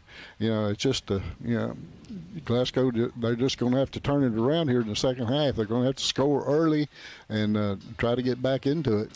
Well, this is the Don Franklin Auto Halftime Show, and before we turn things over to Larry and Bruce for the stats, let's run through some scores that we have for you here. It is Barron County on top of Henderson County, 13-7. That game is at halftime. Monroe County leads Shawnee 35-0. That game is at halftime. Nelson County over Allen County Scottsville 14-13 at the end of the first quarter. At last check, it was Warren East over John Hardin 14-0 into the first quarter. It was Du Bois on top of Metcalfe County 8-6 after one quarter play, and Hancock County leading Franklin Simpson 7-0 after one quarter of play. Here it's Union County 24, Glasgow nothing. Our halftime stats are brought to you by McDonald's of Glasgow. And we'll turn things over to Larry and Bruce. Larry? All right, Joe. Glasgow won the opening toss, and surprisingly, we didn't take the football. We deferred to the second half, so Union County got it first, and they took the opening kickoff on their own 42-yard line, and it only took them 5 plays to put it in the end zone. It was a 5-play, 58-yard drive. Took 2:28 off the clock. The main man for them, Jaron Johnson, went over from 3 yards out for the touchdown. The kick by Jerry Sabino was good, and Union County led 7-0 with 9:32 to go in the first quarter. The next kickoff, they kicked it short on our right side of our formation, and we didn't go after the football. It hit the ground, and they came up with the kickoff recovery. That would have been that was Luke Thomas that got that kickoff recovery, and that would set Union County up in a short field on their own 34-yard line with 9:29 to go in the first quarter. It took them 3 plays, 34 yards, and 131 to get it in the end zone. Jaron Johnson, again, his second touchdown of the night, a 4-yard run this time. Jerry Sabino again kicked the extra point, and it was 14-0 in favor of Union County with 8:01 to go in the first quarter. Glasgow's first possession would come off, but we would go immediately 3 and out. We have to punt the football, and Union County would take over on their own 26-yard line at 5:59 of the first quarter. Again, another 5-play drive. This time 5 plays, 74 yards, took 3:13 off the clock. Jaron Johnson with an 8-yard touchdown run this time for his third of the first quarter. Jerry Sabino kicked the extra point again, and it was 21-0. And then Glasgow kind of bowed up a little bit in the second quarter. The Scotties would lose it on downs after Cam Bull made a nice run down the sidelines to get in scoring opportunity. But the Scotties would eventually turn it over on downs at Union County's 28-yard line with only 43 seconds to go in the first quarter. And then Union County would get it back, and they took over, as I said, 43 seconds, but they would fumble the football. Trey Smith, Xavier Contreras is the one that knocked it out, and Trey Smith came up with the fumble recovery to set Glasgow up on their own 40-yard line at 11:40 of the second quarter. But again, the Scotties amassed a couple of first downs, but just could not sustain anything and would lose it on downs on a fourth down, and that would set Union County up on their own 41-yard line at 7:24 of the second quarter. And the Scottie defense held this time, and they would lose it on downs. The Scotties would get it back, and then they would lose it on downs with only 34.7 seconds to go on Union County's 30-yard line, where they took over. It only took them 3 plays, 70 yards, and 34 seconds to get a field goal. It was a 28-yard field goal by Jerry Sabino to make the score 24-0 in favor of Union County, and that was the last play. It was an untimed play, as we had 2 penalties on the defense on that last on the last play. So they got an untimed down, and they kicked a field goal to make it 24-0 here at halftime. Union County over the Scotties. Bruce? Thank you, Larry. Not a bright night for the Scotties, is it? It's like you say, they had that nice bus, and they probably laid back and slept on the way over here, reclined those seats, and they forgot to wake up when they got off the bus.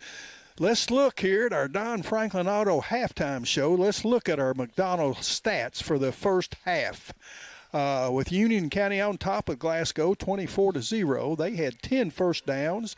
Glasgow with 5. The Braves rushed for 225, passed for 20 for a total of 245. They have 147 more yards than we do of total offense.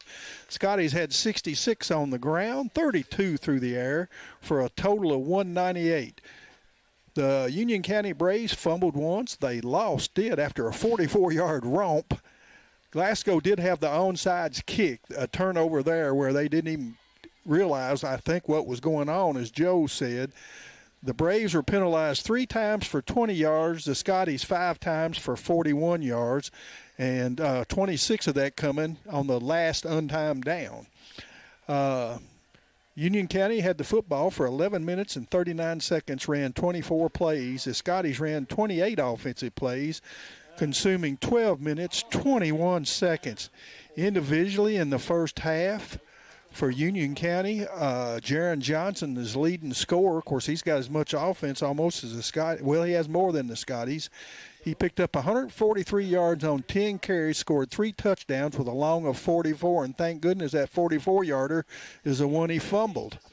Abe Fletcher had 4 rushes for 36 yards with a long of 30. Kobe Schroeder had 45 yards on 1 rush. Willen McPeak carried it 2 times for a -1, and Caton Wilson had 1 carry for a -2 yards. Jarrett Johnson was 1 for 1 for 20 yards. Caton Wilson was 0 for 2. That 1 completion went to Kobe Schroeder. For the Scotties, Cameron Bull leads us with 62 yards on 9 rushes, a long of 35. Ryder Heller had 1 rush for 3 yards, and Hudson Gum had 5 for 1 yard. Of course, Hudson was sacked a couple times. Hudson only 3 of 12 in this first half for 32 yards. His 1 pass went to Kellen Stone for 20. Cameron Bull had 1 catch for 6, and Jarek Martin had 1 catch for 6 yards. The Scotties punted 1 time in that first half. Kanan Allen had the 1 punt that went 33 yards. So here at halftime, our Don Franklin Auto halftime, our Scotties are trailing here in this first round of the 3A playoffs, 24-0. Hello to my grandchildren, and we'll be back in 3 minutes after this timeout on WCLU Sports. Every morning in hardworking America, Hardee's biscuit makers rise to bake our original made-from-scratch biscuits. And now, mix and match 2 handcrafted breakfast biscuits, just $5. Find the best deals on the Hardee's app. If you haven't heard, there's a new approach to banking. It's called Kasasa, and you'll find it at the People's Bank. Your free Kasasa checking account offers you monthly cashback rewards. The Kasasa cash checking account can earn you a very high interest rate on your balance. Then link Kasasa Saver, and you'll also get a high rate on your deposits. Grow with Kasasa at the People's Bank in Glasgow, Cave City, and Marion. The People's Bank, working for you. Restrictions and qualifications apply. Restrictions may vary. Contact the People's Bank for details and to learn more. Member FDIC. They say that breakfast is the most important meal of the day. Well, they are correct. Roll into a good morning with our warm toasted bagels. It's breakfast worth waking up for. Ba-da-ba-ba-ba. I just did it, but I waited way too long. Trust me, it's about time you left cable TV behind and started saving with MyStream TV from SCRTC. Already have TV with SCRTC and you still have cable boxes and wires everywhere? Talk to SCRTC about MyStream TV and compare it to your current service. The best thing about MyStream TV, you'll save money and get up to 1 gig symmetrical internet. Visit scrtc.com and click on the MyStream TV logo at the top to start saving on cable today. Every morning in hardworking America, Hardee's biscuit makers rise to bake our original made-from-scratch biscuits. And now, mix and match 2 handcrafted breakfast biscuits, just $5. Find the best deals on the Hardee's app. I'm Dan Fouch, branch manager at Baird Private Wealth Management in Glasgow. Our office recognizes that football and retirement share more similarities than you might think. The head coach, that's you. You are the ultimate decision maker when it comes to your finances. A successful retirement happens with support of a financial advisor, and that's where the quarterback comes in. A quarterback and financial advisor both pay close attention to the details and make the correct adjustments so that goals can be met. Call our office and speak with a financial advisor who can help you execute the plays to win in retirement. They say that breakfast is the most important meal of the day. Well, they are correct. Roll into a good morning with our warm toasted bagels. It's breakfast worth waking up for. Ba-da-ba-ba-ba.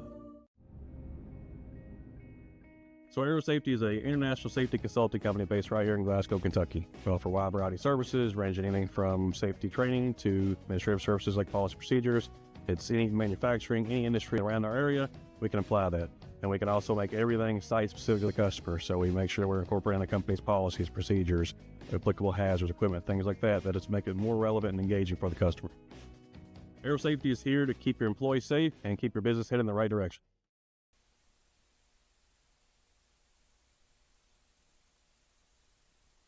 They scored first, and then Henderson came back and scored. And then Back here at Union County High School in Morganfield on the Don Franklin Auto halftime show. Got a couple minutes left before we start this third quarter. It's Union County leading the Scotties by a score of 24-0 here in this first round Class 3A playoff game. Let's update you on some scores that we have now. Adair County leading McLean County 28-0 at halftime.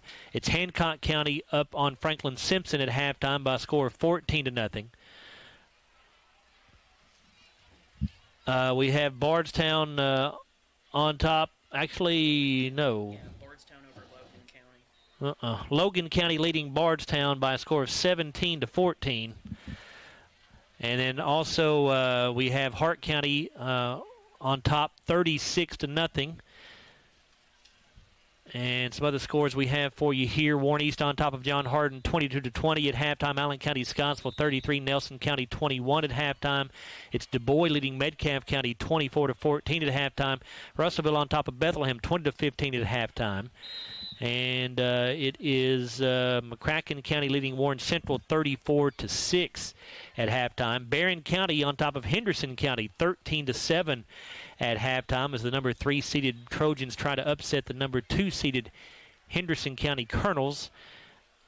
They're at Henderson County High School. Taking a look at the bracket for you here in Class 3A. The winner of this game tonight will move on to face the winner of the Adair County-McLean County game. If things hold, that would be Union County hosting Adair County next week. And Hart County, as we said, they already have a running clock on Hopkins Central. So it's going to be Hart County defeating Hopkins Central, and they will play the winner of the Hancock County-Franklin-Simpson game. They're going to host the winner of that game. Right now, Hancock County on top of that, on top in that game by a score of 14-0.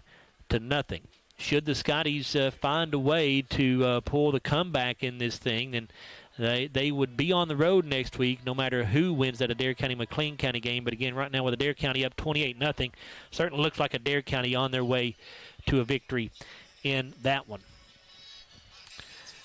Just about ready to get this third quarter underway here. And the Scotties are going to get the football to start this third quarter with Union County on top by a score of 24-0. Larry, what do we need to see out of the Scotties here in this second half? Well, we got to see a lot. We got to see a lot better tackling. That's for sure. We got to tackle Jaron Johnson. We can't let him get loose and get in the end zone anymore. If we do, we're in really sad shape. But offensively, the Scotties need to get something going. They run the football a little bit for successfully, but we haven't thrown the ball at all tonight very well. So we need to get the passing game going. Scotties so far have completed just 3 of 12 passes for 32 yards.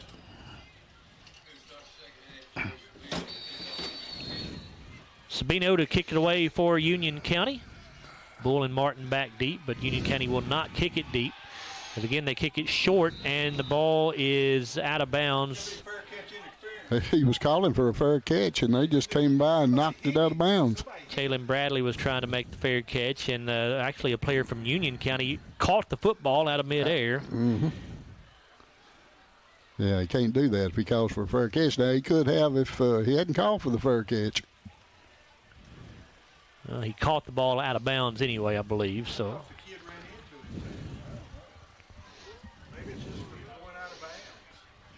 It is fair catch interference called on Union County. That is a 15-yard penalty that'll put the football down at the 45-yard line in Braves territory. So we'll see if the Scotties can capitalize here as they will start in plus territory here as we get this third quarter underway. Yeah, good break for the Scotties there. We got to get something on the board, though. Trips to the near side, a single wide out to the left. Gum in shotgun, Bull in the backfield with him. And Cam falls to the ground as he tries to take the handoff. The ball is still loose, and Bull able to pick it back up. Gosh. I don't know how Union County did not get that football. There were 2 Union County players right there where it hit the ground, and they kicked it backwards, actually, and that allowed Bull to get back on it. But a tough start there is good. Bull just fell down as he tried to take the handoff. Yeah, this field is not good. I can understand why they're slipping and sliding. Yeah, it's a very patchy field. It's just not in very good shape. Clumpy is all it is. Yeah, very clumpy. It's a good way to put it, Larry. 2 wideouts each way. Lots of clumps of grass out there. Martin comes in motion to the near side here. They give this off to Bull on second down and very long. He's going to take it to the 50-yard line. It'll be 3rd down and 15 here. Yeah, number 2, Colton Capps on the tackle. That's his second.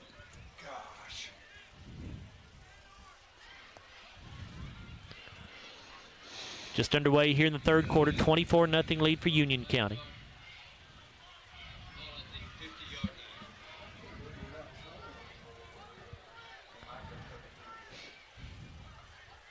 Allen, Martin, and Stone all wide to the right side. Bradley wide to the left. Gum gives it off on 3rd and 15 to Bull. He goes up the middle with it, and he'll get 3 to the 47. Does that tell you we're going to go for it? You would think so. Number 2 again, Caps on the tackle. That's number 3 for him. It'll be 4th down and 12 here. Scotty offense will stay on the field.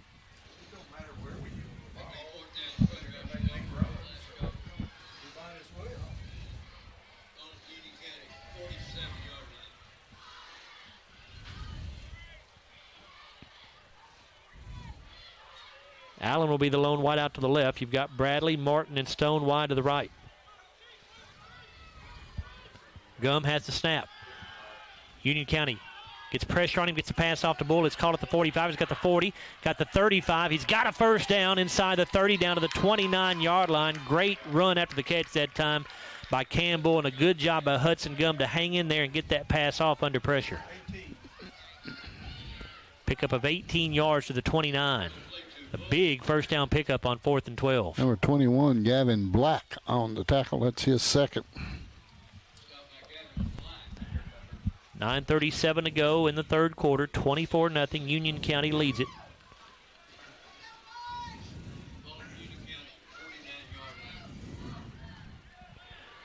It's a Baird Private Wealth Management first down there for the Scotties. Three men wide left, one wide right. Ryder Heller, the running back. They fake to him. Hudson Gum keeps it himself, trying to go up the middle with it, and Hudson will get maybe a yard to the 28, it looks like. It's number 2 again. That's Colton Capps, tackle number 4 for him. He gets up a little shaken up. He's going to the sidelines, I think. I think he's just going to get the play call, Larry. No, I'm talking about the defensive player. I'm sorry, my fault. I'm sorry.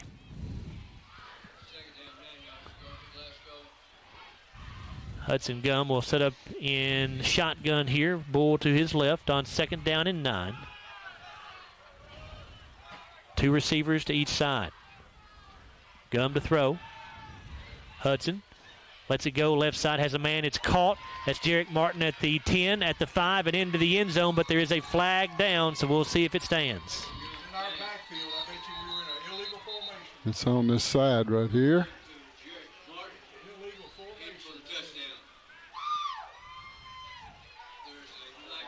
This apparently is coming back. An eligible receiver. That's what the call is, an eligible receiver downfield on Glasgow. Oh, my goodness. He was probably covered up. Nice play. Hudson stepped up in the pocket, and Jarek Martin doing a crossing pattern. Hit him perfectly. He outran everybody in the end zone. Penalty moves the ball back to the 33-yard line where it's 2nd down and 14. That penalty takes 6 points off the board for the Scotties. Gum in shotgun, 3 receivers to the right, 1 to the left. Gum to throw. Little swing pass to Bull out of the backfield. He's got the 30, the 25, and he'll go down right there.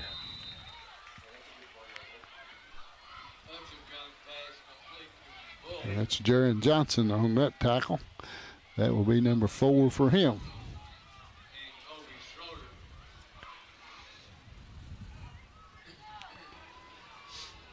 Ball just inside the 26-yard line. They did not quite give him the 25. It'll be 3rd down and 7 here.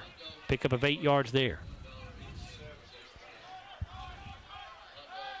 2 receivers each side. Gum to throw. Hudson rolling out to the left, avoiding the pressure, lets it go. Pass caught by Martin at the 12, and he will go out of bounds at the 10-yard line, just inside the 10.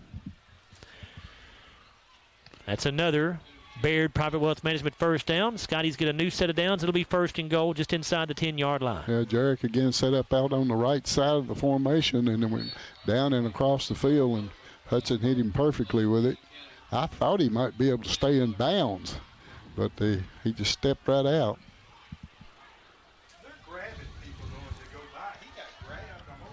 Again, 2 receivers to each side. His Bulls in the backfield with Gum. Here comes Stone in motion to the near side. Gum to throw. Hudson looking to the right side. Pass going to be dropped by Kellen Stone. Don't know that he was going to get much after the catch. No, he wasn't going far after he caught it, if he caught it. Would have been a pickup of probably 3 yards or so, down around the 6.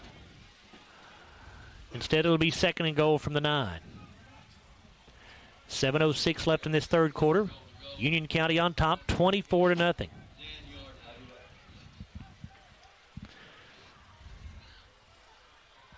Geary in there as a fullback.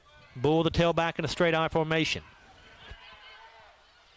Give to Bull. Goes off right guard, and he'll get about 3, I believe. Well, maybe just 2. They're going to spot him down at the 7, so it'll be a 2-yard gain. Number 79, Big Bubba Rapier, made the tackle. He's a junior. That's his first of the night. 3rd and goal from the 7-yard line coming up as a Union County player is slow to get up. And he will come out of the game. That's Caden Broadus, who is injured. 3rd and goal, Glasgow at the 7-yard line.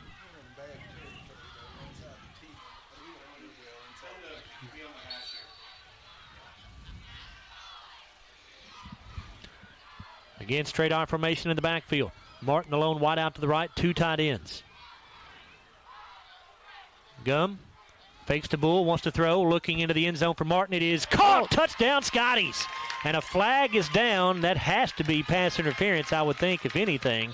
Or a face mask. That's possible, yep. I did not see Jarrett push off or anything, so it didn't look like it'd be offensive pass interference. So we think this touchdown will stand as...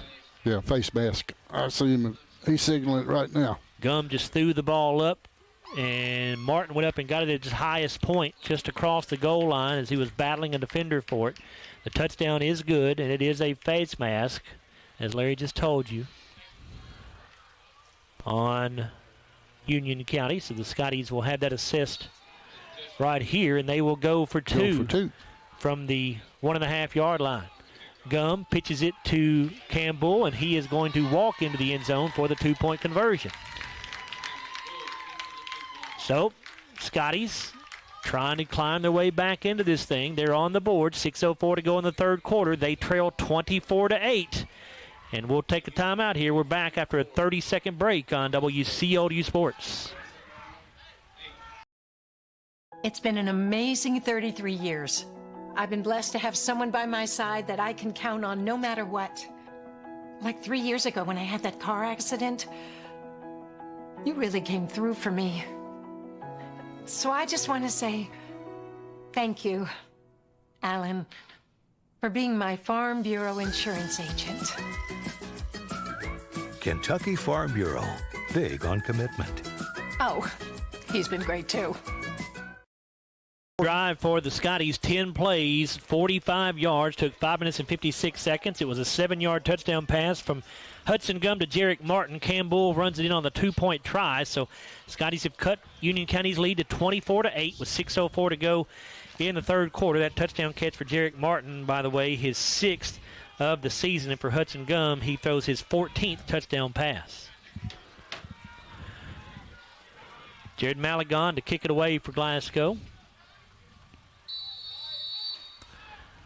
And a very short end-over-end kick. It's free ball, and the Scotties, I think, might have gotten on it. I don't know. Let's see. Glasgow had it initially, but then Union County, I think, ends up with the football. Boy, had a shot at it. Had a great shot at it. That's number 20. Jeremiah Moore is the man that almost got it, but he just couldn't hold on to it. A flag went down, but they're waving that flag off.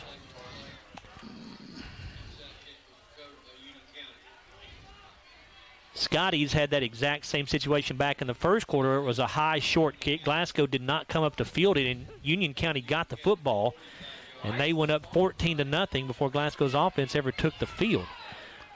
Scotties cannot turn the tables in the exact same situation. Union County able to get back on it, so they have it 1st down and 10 at their own 45. Johnson in the shotgun formation. Going to hand this thing off to Fletcher. He'll get around the right end. He's got the 50, and going to be out of bounds at the 47-yard line, just inside the 47 in Glasgow territory. Kellen Stone is the man I think it hit him first, and he ran out of bounds. It's a pickup of 8 yards. 2nd down and 2.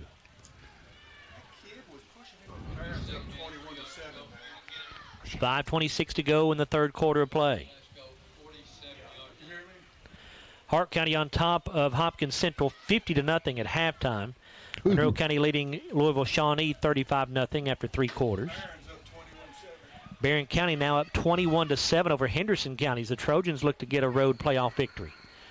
Johnson fakes the handoff, keeps himself up the middle, slips a couple of tackles, breaks another tackle, breaks another tackle. He's down at the 20, the 15, the 10, the 5, and into the end zone. Touchdown, Union County. We just can't tackle that. Yeah, he's strong and fast, and we just can't. We can lay some hands on him, but we can't wrap him up. And just when the Scotties thought they had gotten themselves back in the ball game, Jaron Johnson says, not any longer. As Union County now goes up by a score of 30-8 with 5:15 to go in the third. And Sabino on for the extra point. He's missed just 3 all year long. Made a 28-yard field goal to end the first half, and this extra point is good. 5:15 to go in the third quarter. Union County now up 31-8. And it was just a quick 2-play drive for Union County. It took only 49 seconds. It went 55 yards. Jaron Johnson scores on a 47-yard run. That is his 4th touchdown of the night. And he came in leading Class 3A in rushing yards with over 1,600 and 29 touchdowns. He now has 33 touchdowns. And give him right at 1,800 rushing yards on the season now. He's got 190 yards against Glasgow on just 11 carries. He must not have played every game, all the game. Because the way he looks tonight, he would have scored every time he touched the football almost. Well, he probably came out after, they got running clocks on people and things like that. But he has played in every game of the season. He's played in all 11 now.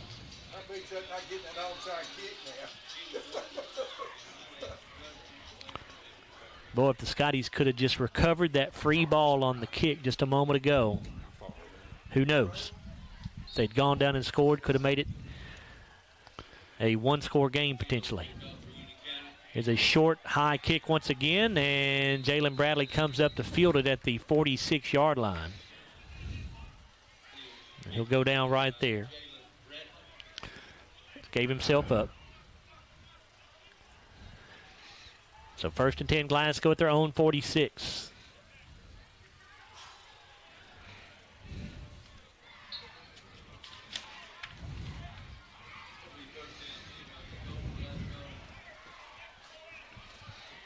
$5:14 left in the third quarter. You got twin wideouts to each side here. Gum in shotgun. Here comes Jarek Martin in motion to the near side. Gives to Campbell, goes up the middle, has some room. He's across midfield inside the 45, down to around the 43-yard line. Actually, they'll give him the 42, it appears. Yeah, number 8, Luke Thomas on that tackle. That's his 2nd of the night. That's a 12-yard gain and a Baird Private Wealth Management first down. Cam's run off some nice runs tonight, but just can't put anything together.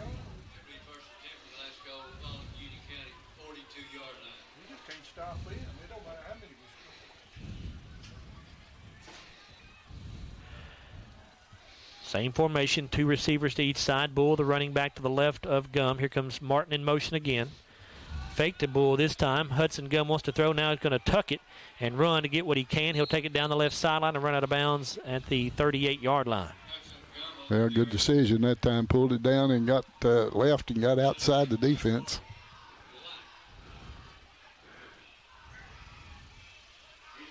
Now, wait a minute. They're going to say it was out at the 39. Well, he got further down the field. The official was standing at the 38. They backed it up a yard for some reason. So 2nd down and 7 here.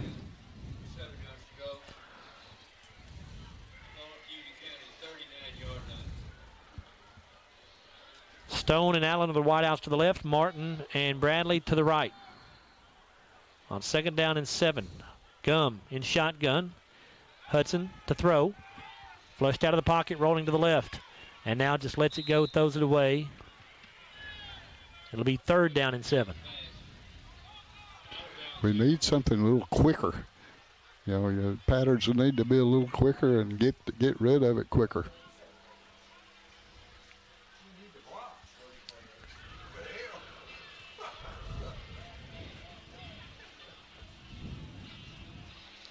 .433 to go in the third quarter, 31-8. Union County on top here in this Class 3A first-round playoff game. 2 receivers, very tight to the formation on each side. Gum has the snap. Hudson rolling out to the right, being chased from behind. He's hit as he throws, and the ball comes out. It's a fumble, and Union County has it at the 41-yard line.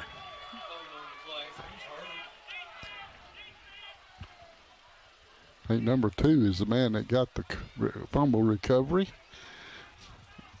And that would be Colton Capps. Hudson knew he was being pursued from behind, but I'm not sure that he knew the defender was as close as he was, as he tried to set and throw the football, and as he did, that defender got to him and knocked the ball loose. It'll be Union County ball at their own 42. 4:24 to go in the third quarter. Scotty's trailing 31-8.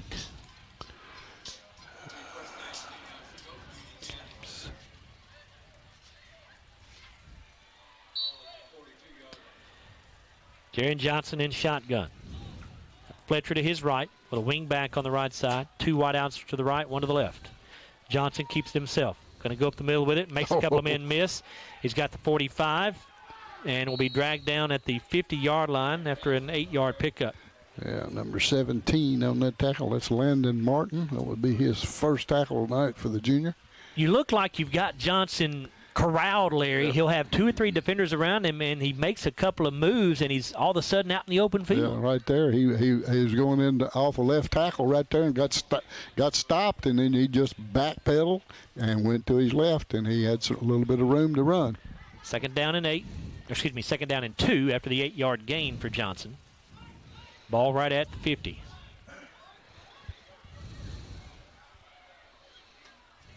Johnson in shotgun. Fletcher to his right. Wing back on the right side. They put a man in motion. They'll pitch it forward to him on a jet sweep at the 50, 45. And with a first down, he'll be down at the 41-yard line. That's Luke Thomas on the pass reception. Kellen Stone with the tackle. That's number 7 for him. Ball at the 41 in Glasgow territory. Pickup of 9 yards on that play. 3:13 here in the third quarter. 31-8 Union County.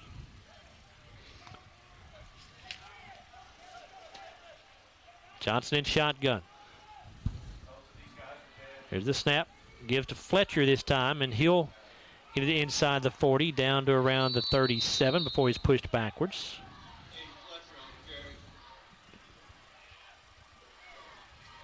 Well, I don't know who got that tackle, but I think it was Contreras. That's his 4th.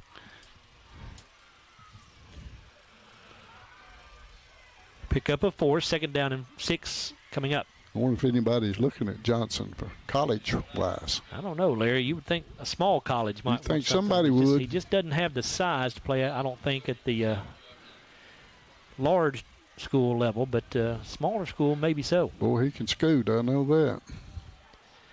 He's got some skill, that's for sure. 2 receivers right, 1 to the left. Johnson in shotgun again. Wants to throw this time. Now he's going to tuck it and run with it. And he's got the 35, the 30, the 25, and he'll be taken down by Kellen Stone at the 23-yard line. Yeah. Kellen Stone's made a number of tackles against him tonight. That's number 8 for Kellen. That's another Union County first down, though, with 2 minutes to go in the third quarter. The Braves looking to build on a 31-8 lead.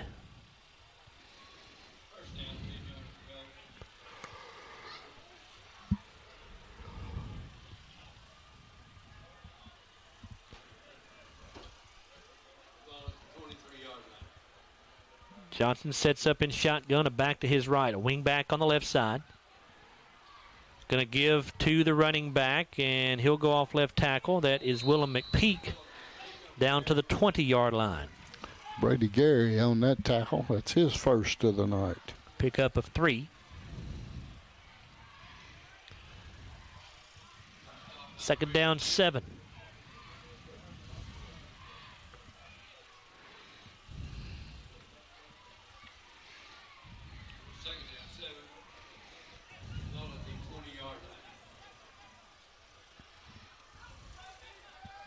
Johnson in shotgun. Fletcher lines up to his left. 2 receivers to the left, 1 to the right. You got a wing back on the right side. Johnson lets the snap go through his hands. Now just has to go back and pick it up. And Max Lee going to bring him down for a loss back around the 29-yard line. Yeah, 5th tackle for Max. He just fumbled the snap a little bit and went on the ground. Max was right there.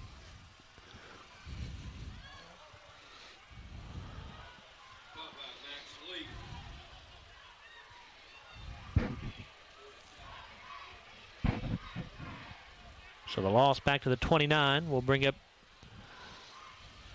third down and long here for the Braves. 16 seconds to go in the third quarter. I don't know that Union County has to run another play in this quarter. It doesn't appear that they do, and they will not. So we have reached the end of the third quarter here in Morganfield. It is Union County 31, Glasgow 8. We're back after a 1-minute timeout here on WCLU Sports. Since 1980, Applebee's has been bringing great food and big smiles to Kentucky neighborhoods, just like yours in Glasgow. Their extensive menu of delicious comfort foods has something for everyone to love. And Applebee's loves to support the community and cheer on the Glasgow Scotties. Remember to stop by Applebee's on any Scotties game night in your Scotties attire and get 10% off your meal and non-alcoholic beverages. Eating good in the neighborhood at Applebee's, just off Happy Valley Road across from Walmart.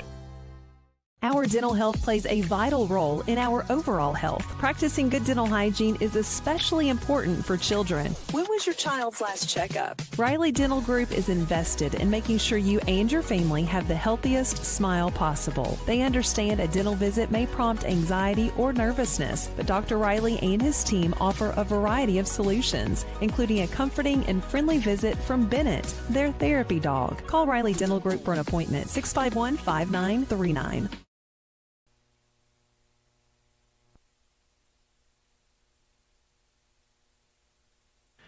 Johnson in shotgun formation here as we start this fourth quarter play. Johnson started to throw. Now he's got a lot of room. He's running with it, the 20, the 15, the 10, the 5, and into the end zone. A flag is down. Two flags are down.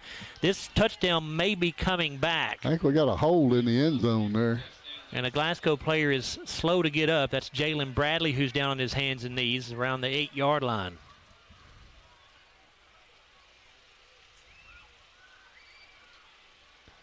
Personal foul on Union County. It may have been a crackback block. That is the call, it looks like. That's why Jalen was slow to get up. He got popped and didn't realize the hit was coming. So that'll back the ball up and wipes the touchdown off, of course. Backs the ball up to the 22-yard line.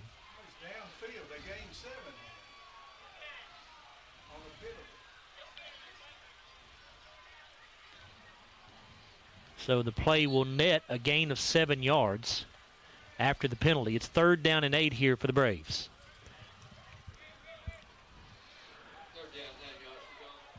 Johnson, 3 receivers left, 1 to the right, and the Scotties jump off sides. Oh, my goodness. Johnson gave him a hard count, and the Scotties bit.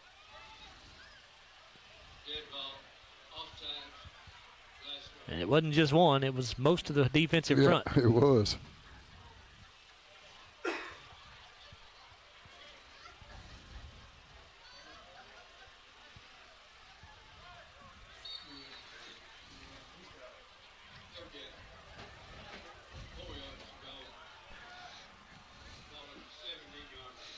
Third down 3 here for Union County.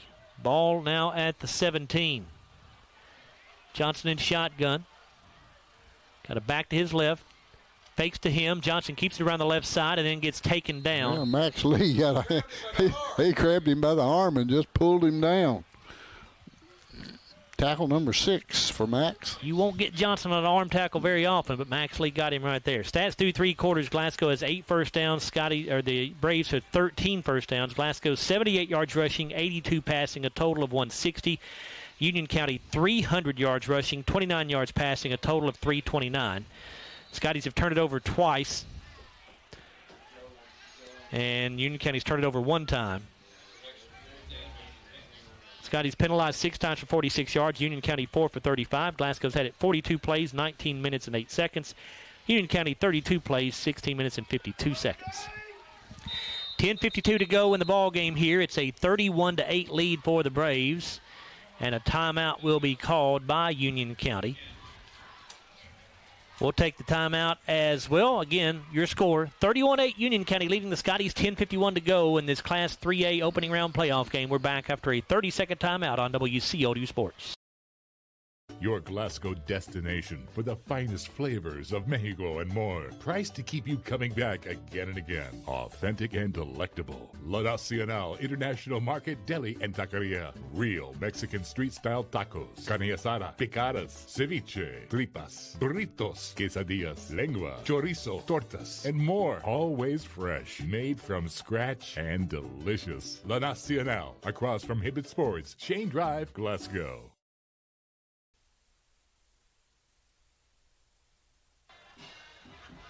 Franklin's down 28-7. This timeout has been brought to you by Applebee's. You want to make sure you swing by Applebee's tonight to get 10% off your meal and non-alcoholic beverages just by showing up in your Scotties attire and eating good in the neighborhood. 10:51 to go in the ball game. 31-8. Union County leads. They have the ball 4th down and 4. They're at the Glasgow 17-yard line. Johnson in shotgun. And he'll keep it around the left side. And he's going to get inside the 10, inside the 5, dragging tacklers, and he is into the end zone. Touchdown, Union County. They don't score unless he does. That's not tonight. 1, 2, 3, 4, 5, 6. He has all 6 of Union County's touchdowns with 10:43 to go. It's 37-8 Braves. And Jerry Sabino will come on for the PAT. To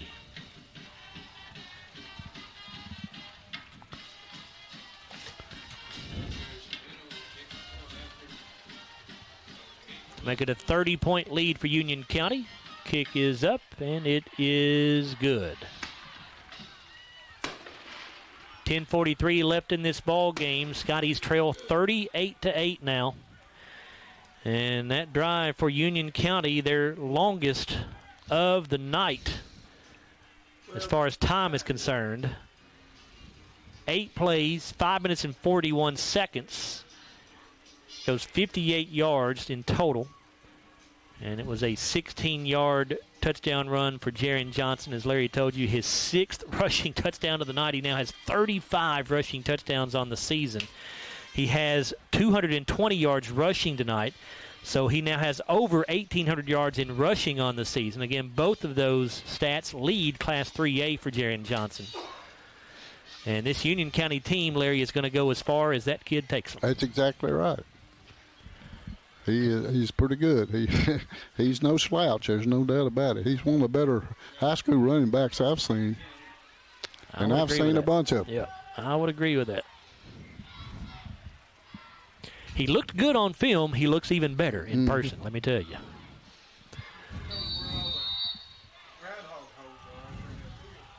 Sabino to kick it away.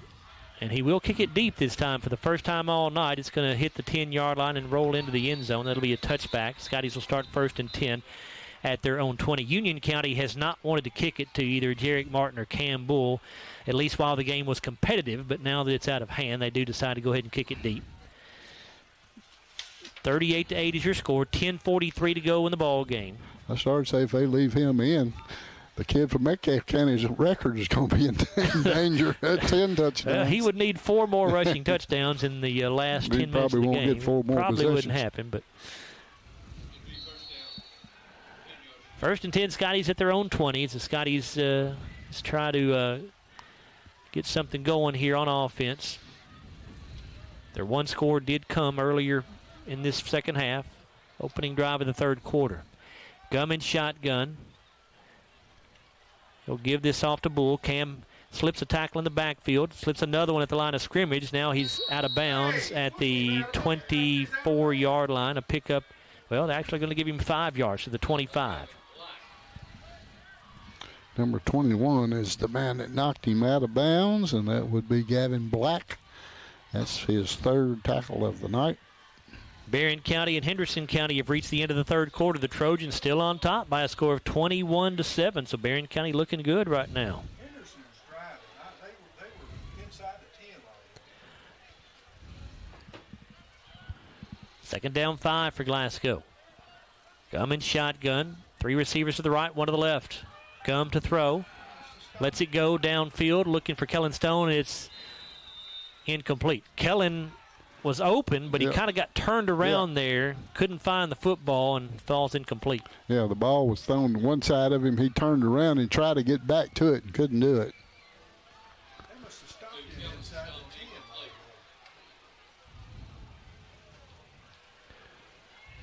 Stops the clock with 10:27 to play. 3rd down 5. Scotties at their own 25-yard line. Gum shotgun again. Bull to his right. 2 wideouts each way. Low shotgun snap. Gum handles it. Hudson under pressure. Hit as he tries to throw. Again, it's another fumble, and Union County has it. I think Union County got it. Nope, Glasgow got back on it somehow. I don't know how. Union County had it initially, but Jordan Huffman winds up coming back up with it for the Scotties. And now a Union County player is down in the scrum. So it'll be 4th down for Glasgow. But first, Union County training staff will have to attend to the injured player. See if we've got some more scores from you. We told you that Berrien County leads Henderson County 21-7 at the end of the 3rd quarter in that Class 6A first-round playoff game. Murray hammers Edmonson County 48-7 in a Class 2A playoff game. It's Monroe County over Shawnee. That's a final score in Class 2A, 35-8, the final there. Bowling Green leading Madisonville North Hopkins 28-7 late in the 3rd quarter. It's Allen County Scottsville on top 39-28 over Nelson, 41-28 over Nelson County. That's in the 3rd quarter as well. And Bardstown Bethlehem leading Russellville 21-20 at the end of the 3rd. And Henderson County just scored. So they now trail 21-13 with the extra point pending. South Warren leading Owensboro Apollo 38-7. We would assume that one's in the 3rd quarter. As the Union County player is still down here. You can tell who that is. You can't hardly see their numbers anyway, but he's surrounded.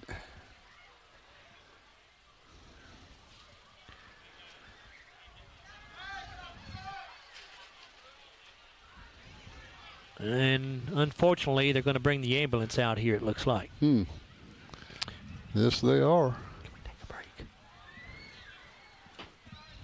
While they do that, we're going to go ahead and take a break here. We're going to take a 60-second timeout. So it's 38-8 Union County on top of the Scotties. We're back after a 60-second timeout here on WCLU Sports. Every morning in hardworking America, Hardee's biscuit makers rise to bake our original made-from-scratch biscuits. And now, mix and match 2 handcrafted breakfast biscuits, just $5. Find the best deals on the Hardee's app. I'm Dan Fouch, branch manager at Baird Private Wealth Management in Glasgow. Our office recognizes that football and retirement share more similarities than you might think. The head coach, that's you. You are the ultimate decision maker when it comes to your finances. A successful retirement happens with support of a financial advisor, and that's where the quarterback comes in. A quarterback and financial advisor both pay close attention to the details and make the correct adjustments so that goals can be met. Call our office and speak with a financial advisor who can help you execute the plays to win in retirement. Every morning in hardworking America, Hardee's biscuit makers rise to bake our original made-from-scratch biscuits. And now, mix and match 2 handcrafted breakfast biscuits, just $5. Find the best deals on the Hardee's app. Because his mama's out there and his daddy. Welcome back here to Henderson. We are in Morganfield, Kentucky. We are beyond Henderson, Kentucky, about 30 miles west of Henderson. Here in Morganfield at Union County High School. 10-11 to go in this opening round Class 3A playoff game. Scotties trailing 38-8. Unfortunately, it looks like their season may be coming to an end here tonight in the first round of these playoffs. But bigger concern right now is the injured Union County player, as they have brought the ambulance out here, and they are going to move him over to a stretcher. So you obviously hope this is just precautionary and that there's not a serious injury here, but you have to be very careful. While we have some time here, let's go back and take a look at Glasgow's only touchdown of the night. It was a catch made by Jarek Martin on the opening drive of the third quarter, a 7-yard touchdown pass where Hudson Gum just threw it up to its highest point. Jarek went up and got it, battling with a Union County defender.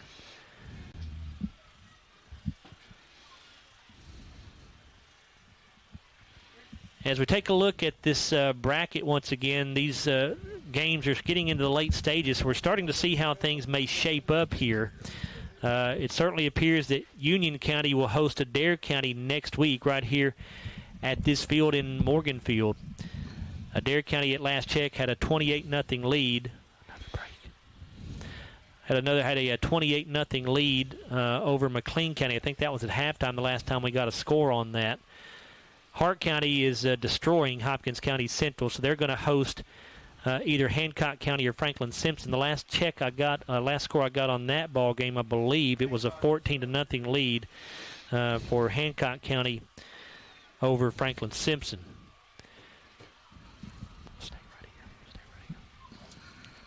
As they have gotten the injured player onto the stretcher here. Larry, did you pick up a number? I cannot see the number. He's they got him on the stretcher, and all the ground crew is right. The chain gang is right in front of us.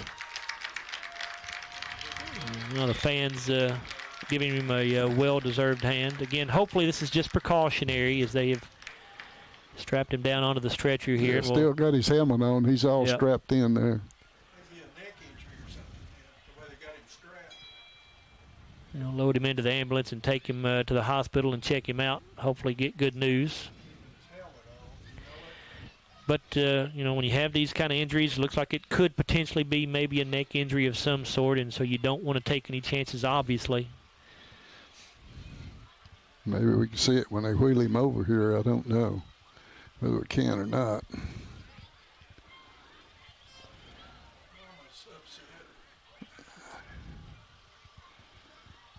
I don't believe so, Larry. Got his hands up there where we can't hardly see it. So.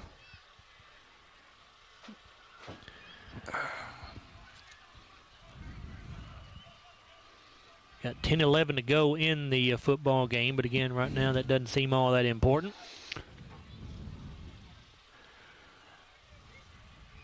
As we are set to go here, get back to action, and we'll certainly wish that young man the best.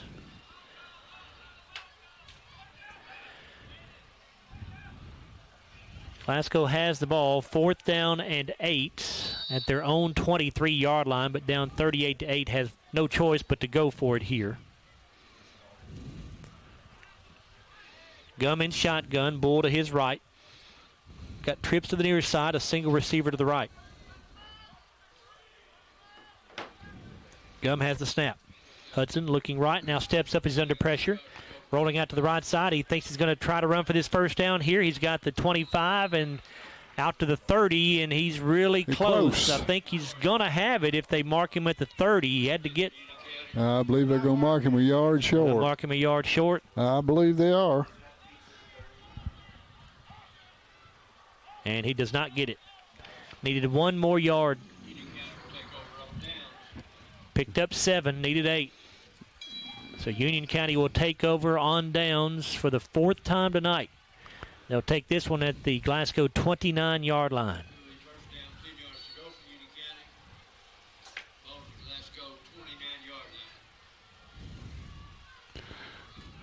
What is it, 29? Yes.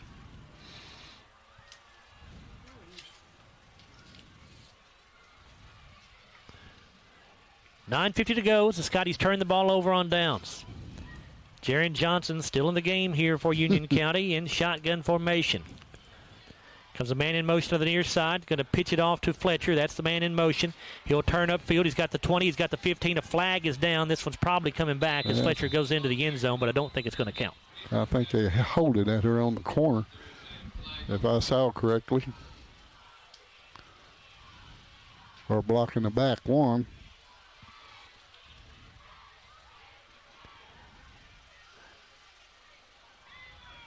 It is a hold on Union County. That'll back the ball up to the 27-yard line. So it'll be a net gain of 2 yards after they mark the penalty off. First down and 8.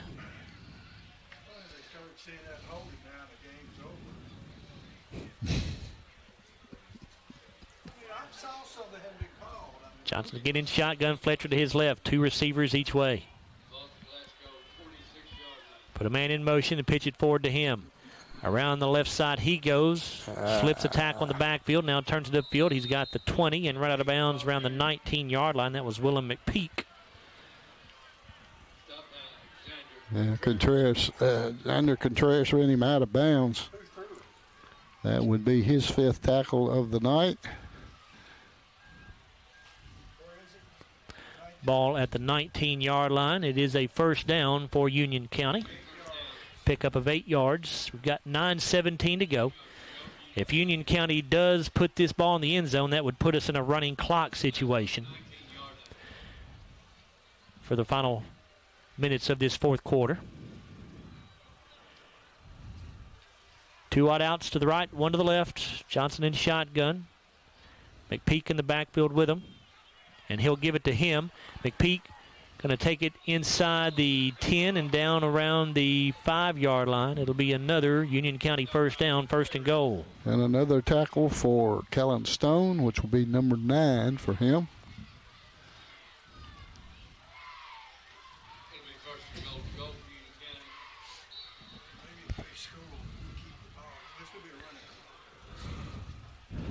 So 1st and goal, Braves at the 5.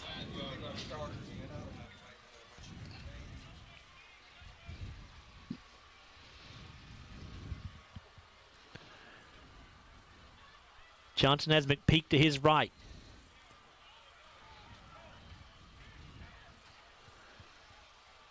Put a man in motion. Give it off to McPeak. He'll go around the left end. The Scotties, though, meet him in the backfield and drop him for a loss of 1 or 2. They're trying to get him a score, because you said he's been out. Looks like Max Lee and Kievan Massey on that tackle. It is a loss of 2 yards back to the 7. 2nd and goal from there.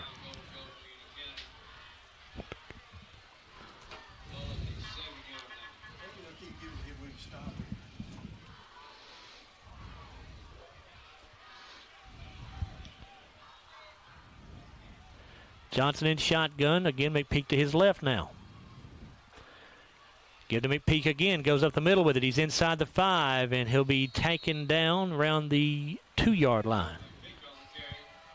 That would be Ryder Heller on that tackle. That's tackle number 2 for him. Metcalfe County and Du Bois tied at 30 through 3 quarters of play. It's John Hardin over Warren East, 28-22 through 3 quarters. Made a comeback. They did. Warren East was getting them pretty good early. 3rd down and goal from the 2-yard line. 7 minutes to play in this one. Union County leads it 38-8. Jumped out to a 21-0 lead and never looked back. Johnson in shotgun.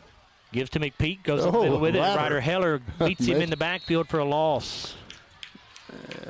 Tackle number 3 for Ryder. Boy, he met him just as soon as he got the football. It's at 5, it looks like. It's a loss of 3 yards. 4th down and goal from the 5. They're trying hard to get somebody else to score besides Johnson, aren't they? I think they're just, as much as either that or they're just trying to make sure Johnson doesn't carry it because they don't want to get him hurt. But McPeak is in the backfield once again with Johnson. Actually, it's Wilson under center this time at quarterback. He'll roll out to the right side. He wants to throw. The pass is caught for the touchdown. Who is that? It's Amari Black, I believe, Larry. Yep, it is Amari Black on the catch. A 5-yard touchdown reception from Caton Wilson.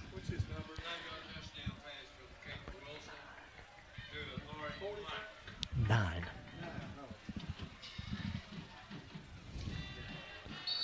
44-8 Union County, as that'll put us into the running clock with 5:57 to go. Jerry Sabino on for the PAT. Snap a little high, but they get it down. The kick up, and the kick is good. So 5:57 to go, 45-8. Union County with the lead.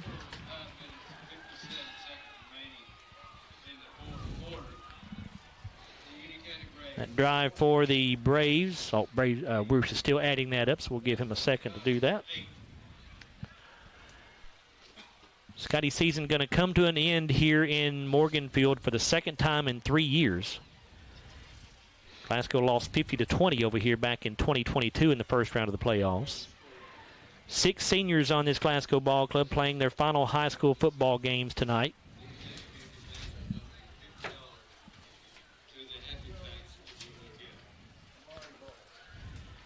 Those seniors are Kellen Stone, Brady Geary, Max Lee, Justice Payton, and Donovan Hurt.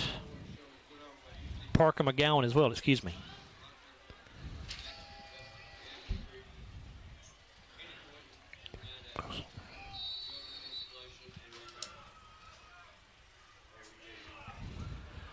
Here is the kick by Sabino, and it will go out of bounds. Scotties will get the football at the 35. That scoring drive for Union County a moment ago, 6 plays, 29 yards. Took 3 minutes and 53 seconds. Amari Black caught the 9-yard touchdown pass from Caton Wilson. Extra point good for Union County, and they lead 45-8 with 5:38 to play. And the Scotties are going to call a timeout here, as they're going to put their subs in the ball game.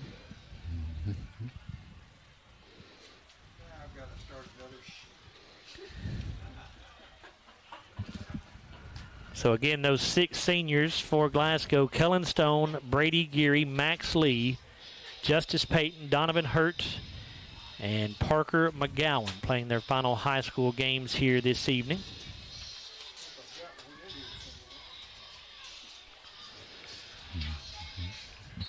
Not the ending they had hoped for, you know. No, not the season they had hoped for sure. First and 10, Scotties at their own 35. Trace England in at quarterback. Busted play here. Trace just trying to make something out of nothing. He's going to lose a ton of yardage. And now a flag is down. I don't know if somebody grabbed Trace's face mask or what happened there, but number 75 is the man that got the tackle, Nathan Wolf. Lost about 10 yards on the play if it stands. And the referee just signaled something, but we couldn't see it. He was, we were blocked out by the players. Yeah, we're on the far side of the field. We can't see anything a referee does hardly. We're on the visitor's side of the field. There's a visitor's press box and a home press box. We're over on the visitor's side, so the referee, when he gives the indication, he faces the other direction. It's a loss of 5 yards. I think it was a 5-yard face mask maybe, so it's a loss of 5 yards after the penalty is marked off. Going to pitch this ball back to Noah Morgan, and Noah tried to cut, and he slipped on this old field. Yeah, this field's not very good.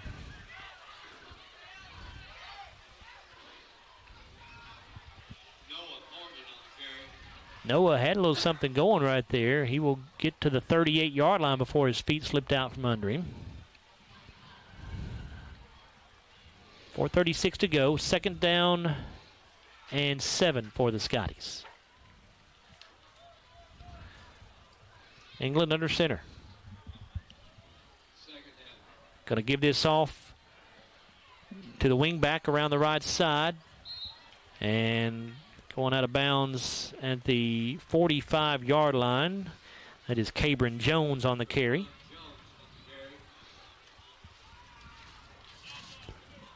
I'll tell you who got the tackle if he get closer to me, but I can't see it. That's a Baird Private Wealth Management first down for the Scotties. This team you're seeing on the field right now is, I think, mostly the JV kids. At least a lot of them are the JV kids. It went 7-0 this season. So a lot of young talent on this ball club. Here's Jathan Franklin with his first carry. He'll cross midfield and get it down to the 44-yard line in Union County territory with another Baird Private Wealth Management first down. Yeah, that tackle was by number 24, Wyatt French. That's his first tackle of the night.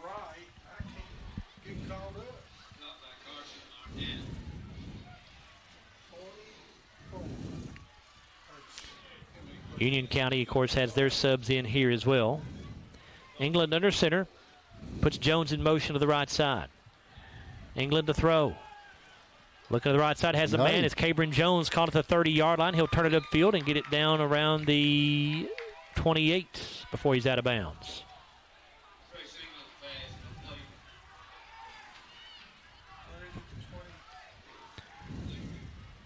First and 10, a Baird Private Wealth Management first down there for the Scotties.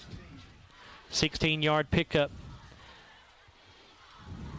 on that completion from England to Jones. 3 men wide right, 1 to the left. England to throw again. Pass going to be caught by Keyshawn Austin. Makes a nice move to get away from the initial tackle, but then reinforcements arrive for the Braves, and Keyshawn will go down at the 26. And number 17, Carson Arnett on that on that tackle. That's his first, or his sophomore. Pickup of 2 yards, 2:15 to go.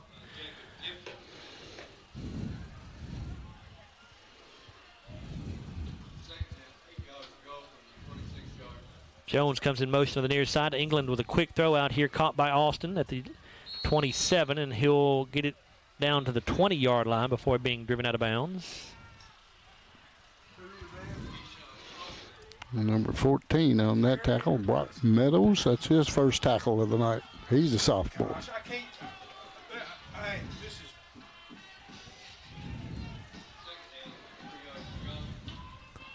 England under center. Here comes Jones in motion. England gives this thing off to Noah Morgan. He'll take it off right tackle, and he's going to be down at the 15 with a gain of 5 and another Baird Private Wealth Management first down.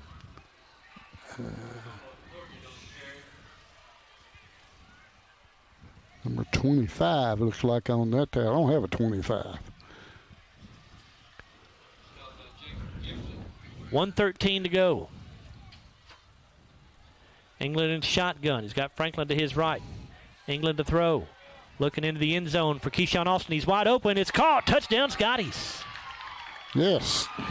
Really well thrown ball that time by Trace England as Keyshawn Austin able to make the catch in there as England just laid it out there for him, and he ran up underneath it for the 15-yard touchdown pass. Touchdown reception. 1 minute to go. Scotties will go for 2 here. Franklin and Morgan split in the backfield. Jones a wing back on the left side. England going to pitch this to Franklin around the left end, and he'll go in untouched for the 2-point conversion. That'll make it 45-16 with 1 minute remaining. Who ran that ball in? On the 2-point try? Yes. Jathan Franklin. Franklin. Yes, sir.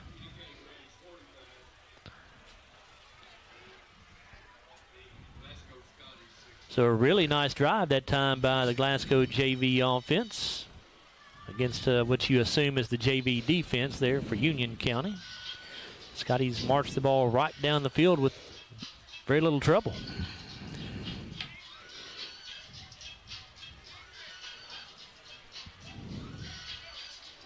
One minute.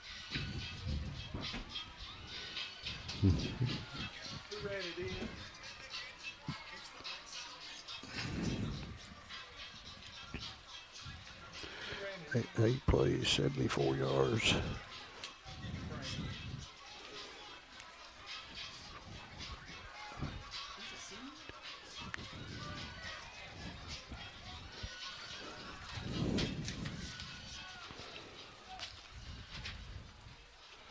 Scotty's getting ready to kick this thing away. Onside kick. Got nothing to lose. And they can't get the ball teed up for some reason. I'm not sure what's going on here. Trying to sit it down on the tee. A different kicker. It's not Yeah, Jared, that's is it? not Jared Malagon, so they're just going to have to hold the ball here. That's weird. Not sure what was going on there. Kicking the ball away was Brad Smith that time.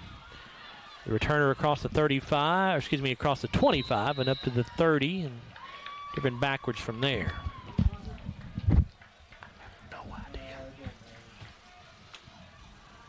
And we will not have to run another play in this game. They're going to let this clock run out here. So your final score will be Union County 45, Glasgow 16, as the Scottie football season comes to an end here. It's the first losing season under head coach Jeff Garmin in his 10 years here. The Scotties will finish 5-6 on the year.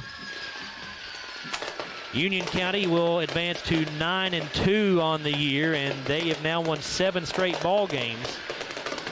And they will most likely be hosting Adair County here in the second round next Friday night at this very location. Adair County at last check was up 28-0 at halftime over McLean County, but we have not seen a score on that one since.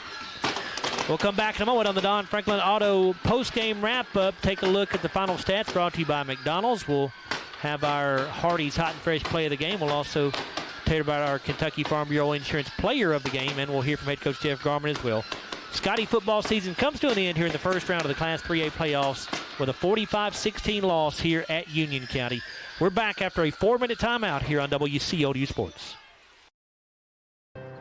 Every morning in hardworking America, Hardee's biscuit makers rise to bake our original made-from-scratch biscuits. And now mix and match 2 handcrafted breakfast biscuits, just $5. Find the best deals on the Hardee's app. At Don Franklin, we're about more than just selling cars. We're about families, generations of them.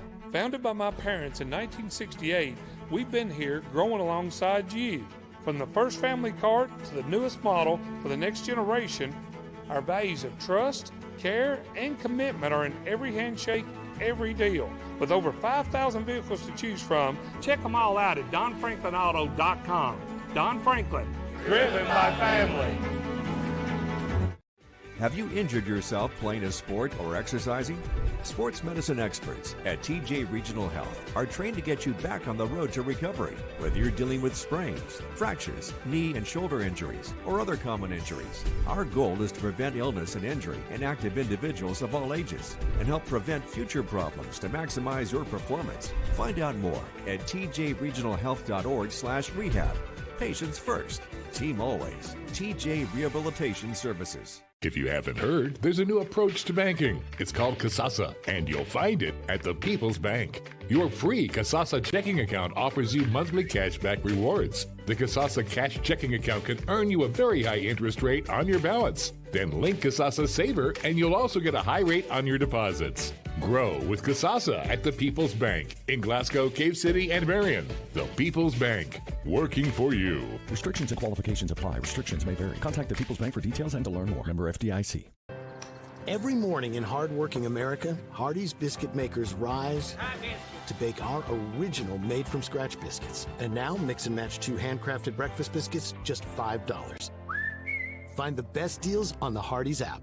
I just did it, but I waited way too long. Trust me, it's about time you left cable TV behind and started saving with MyStream TV from SCRTC. Already have TV with SCRTC and you still have cable boxes and wires everywhere? Talk to SCRTC about MyStream TV and compare it to your current service. The best thing about MyStream TV, you'll save money and get up to 1 gig symmetrical internet. Visit scrtc.com and click on the MyStream TV logo at the top to start saving on cable today.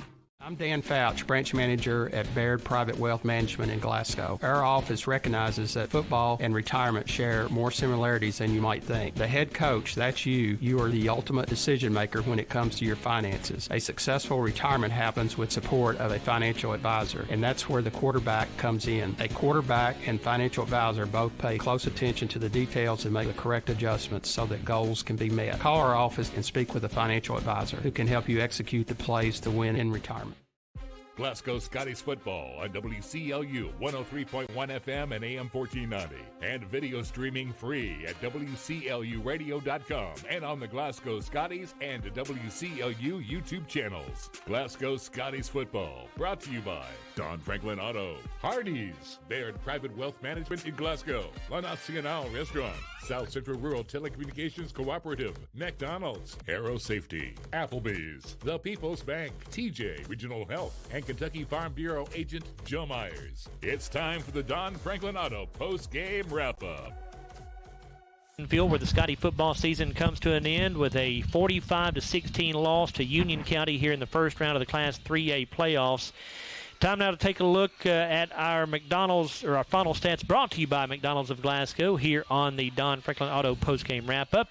And for that, we'll turn things over to Larry and Bruce. Larry? All right, Joe. Union County would get the football as Glasgow won the toss had decided to defer the second half. And it didn't take them long to put it in the end zone. It was a 5-play, 58-yard drive. Took 2:28 off the clock. Jaron Johnson went over from 3 yards out for the touchdown. Jerry Sabino kicked the extra point, and it was 7-0 Union County at that point. The next kickoff would go really short, and Glasgow failed to get on top of it after it went 10 yards. And Luke Thomas recovered it for Union County, so they would take over in very good field position at their own at Glasgow's 34-yard line with 9:29 to go in the first quarter. They scored another touchdown 3 plays later. 3 plays, 34 yards, took 1:31 off the clock. Jaron Johnson with his second touchdown of the night, a 4-yard run this time. Jerry Sabino kicked the extra point, and it was 14-0 in favor of Union County. The Scotties would have to punt on their next possession, and that would set the Braves up on their own 26-yard line at 5:59 to go in the first quarter. They went on a 5-play, 74-yard drive, took 3:13 off the clock. Jaron Johnson with his third touchdown of the game, an 8-yard run this time. Jerry Sabino kicked the extra point, and it was 21-0 at that point, and that's how the first quarter would end at 21-0. Glasgow's next possession, they did a little bit better offensively in that possession, but it would end up losing it on downs, turning it over to Union County on their 28-yard line with only 43 seconds to go in the first. With 11:40 to go in the second quarter.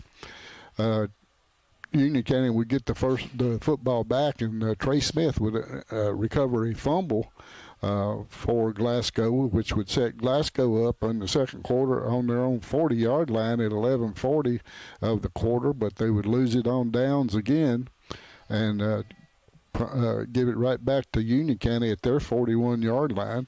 And Union County on that next series would give it up on downs at Glasgow's 34-yard line. So the Scotties would take over there and again would lose it on downs after a decent offensive set. That would give it back to, that was with 34.7 seconds to go in the game. They would give it back to Union County on their 30-yard line. And it only took them 34 seconds, and they went 3 plays and 70 yards, and that would end up kicking a 28-yard field goal by Jerry Sabino. And so the half would end right there with the Union County Braves up 24-0 over the Scotties. Glasgow got the football on the first drive in the third quarter. They would take over on their own 45-yard line. They went on their best drive of the night. It was a 10-play, 45-yard drive. Took 5:56 off the clock. Jarek Martin caught a 7-yard touchdown pass from Hudson Gum. They went for 2, and Cameron Bull would run it in from the 3-yard line for the 2-point conversion. So it was 24-8 at that point in favor of Union County. Union County didn't waste any time getting that score back as they took over on their own 45-yard line with 5:44 to go in the third quarter. It only took them 2 plays to put it in the end zone. 2 plays, 55 yards, 49 seconds came off the clock. Jaron Johnson went 47 yards for the touchdown run. Jerry Sabino again kicked the extra point, and it was 31-8 with 5:15 to go in the third quarter. Glasgow would fumble on their next opportunity as Colton Capps would come up with a fumble recovery for Union County. That would set them up at their own 42-yard line at 4:24 of the third quarter. They went on an 8-play, 58-yard drive, took 5:41 off the clock. Jaron Johnson with his fifth touchdown of the night, a 16-yard run this time. Jerry Sabino kicked the extra point, and it was 38-8 in favor of Union County. The Scotties would come back and lose it on downs again. I think that was 4 times that they lost it on downs tonight, and that would set Union County up in good field position at the 29-yard line of Glasgow. It only took 6 plays and 29 yards. They went 3:53 off the clock. Amara Black took a 9-yard touchdown pass from Catton Wilson for the TD. The kick was good by Sabino, and it was 45-8 in favor of Union County, and we started the running clock at that point. Glasgow would get the football back. The JV team came in and moved the football right down the field. It was an 8-play, 74-yard drive. Took 4:35 off the clock. Keyshawn Austin caught a 15-yard touchdown pass from Trace England. They went for 2, and Franklin ran it in for Glasgow for the 2-point conversion. And it was 45-16, and before Union County could get any plays off, the time would run out with the running clock. So the final score here tonight, Union County 45, the Glasgow Scottie 16. For defensive stats tonight, first for Union County, and I did the best I could with these bad numbers and I can't see through this double pane window, so it's I did the best I could. Willem McPeak had 1 tackle. Jaron Johnson had 4. Colton Capps with 4. Camden Davis had 1 and a sack, and Colton Capps also had a big fumble recovery. Kobe Schroeder with 1. Luke Thomas had the recovery of a kickoff for Union County, and he also had 2 tackles. Amari Black with 4 tackles, and one of them was a sack of the quarterback. Catton Wilson with 2. Brock Meadows with 1. Carson Arnett with 1, Gavin Black with 3, Wyatt French with 1, Zion Williams with 2, Nathan Wolf with 1, and Bubba Rapier had 1 on the night for Union County. For the Scotties tonight, Trey Smith had 2 tackles and had a fumble recovery. Kanan Allen with 1, Ryder Heller had 3, Landon Martin with 1 on the night. Kellen Stone, big night, 9 tackles for Kellen Stone. Xander Contreras had 5. Brady Gary with 1, Ashton Page with 1, Max Lee a good night with 7 tackles on the night, and Keaven Massey had 4 tackles on the night for the Scotties. Bruce? I tell you what, Coach Garmin's been waiting up here patiently, Larry. We're going to let him get in here if we'll make a little room for him in this tight press box that we are in up here. We'll get Jeff to put the headsets on for us and have a quick conversation with him. I know they want to get on that bus and head back to Glasgow. Jeff, you knew coming in here to this ball game what had to be done to have a chance to win this thing. You had to stop Jaron Johnson or at least slow him down a little bit, but kid's just too good. 16 carries, 220 yards tonight, 5 touchdowns. Just your thoughts on what happened here tonight. You know, it basically got down to tackling, and we struggled to tackle him all night long, and we talked about it all week. He's really good at making the first guy miss. We had guys there to make plays, and they just couldn't get him on the ground or couldn't make the tackle, and it just made a long night. You know, we started off,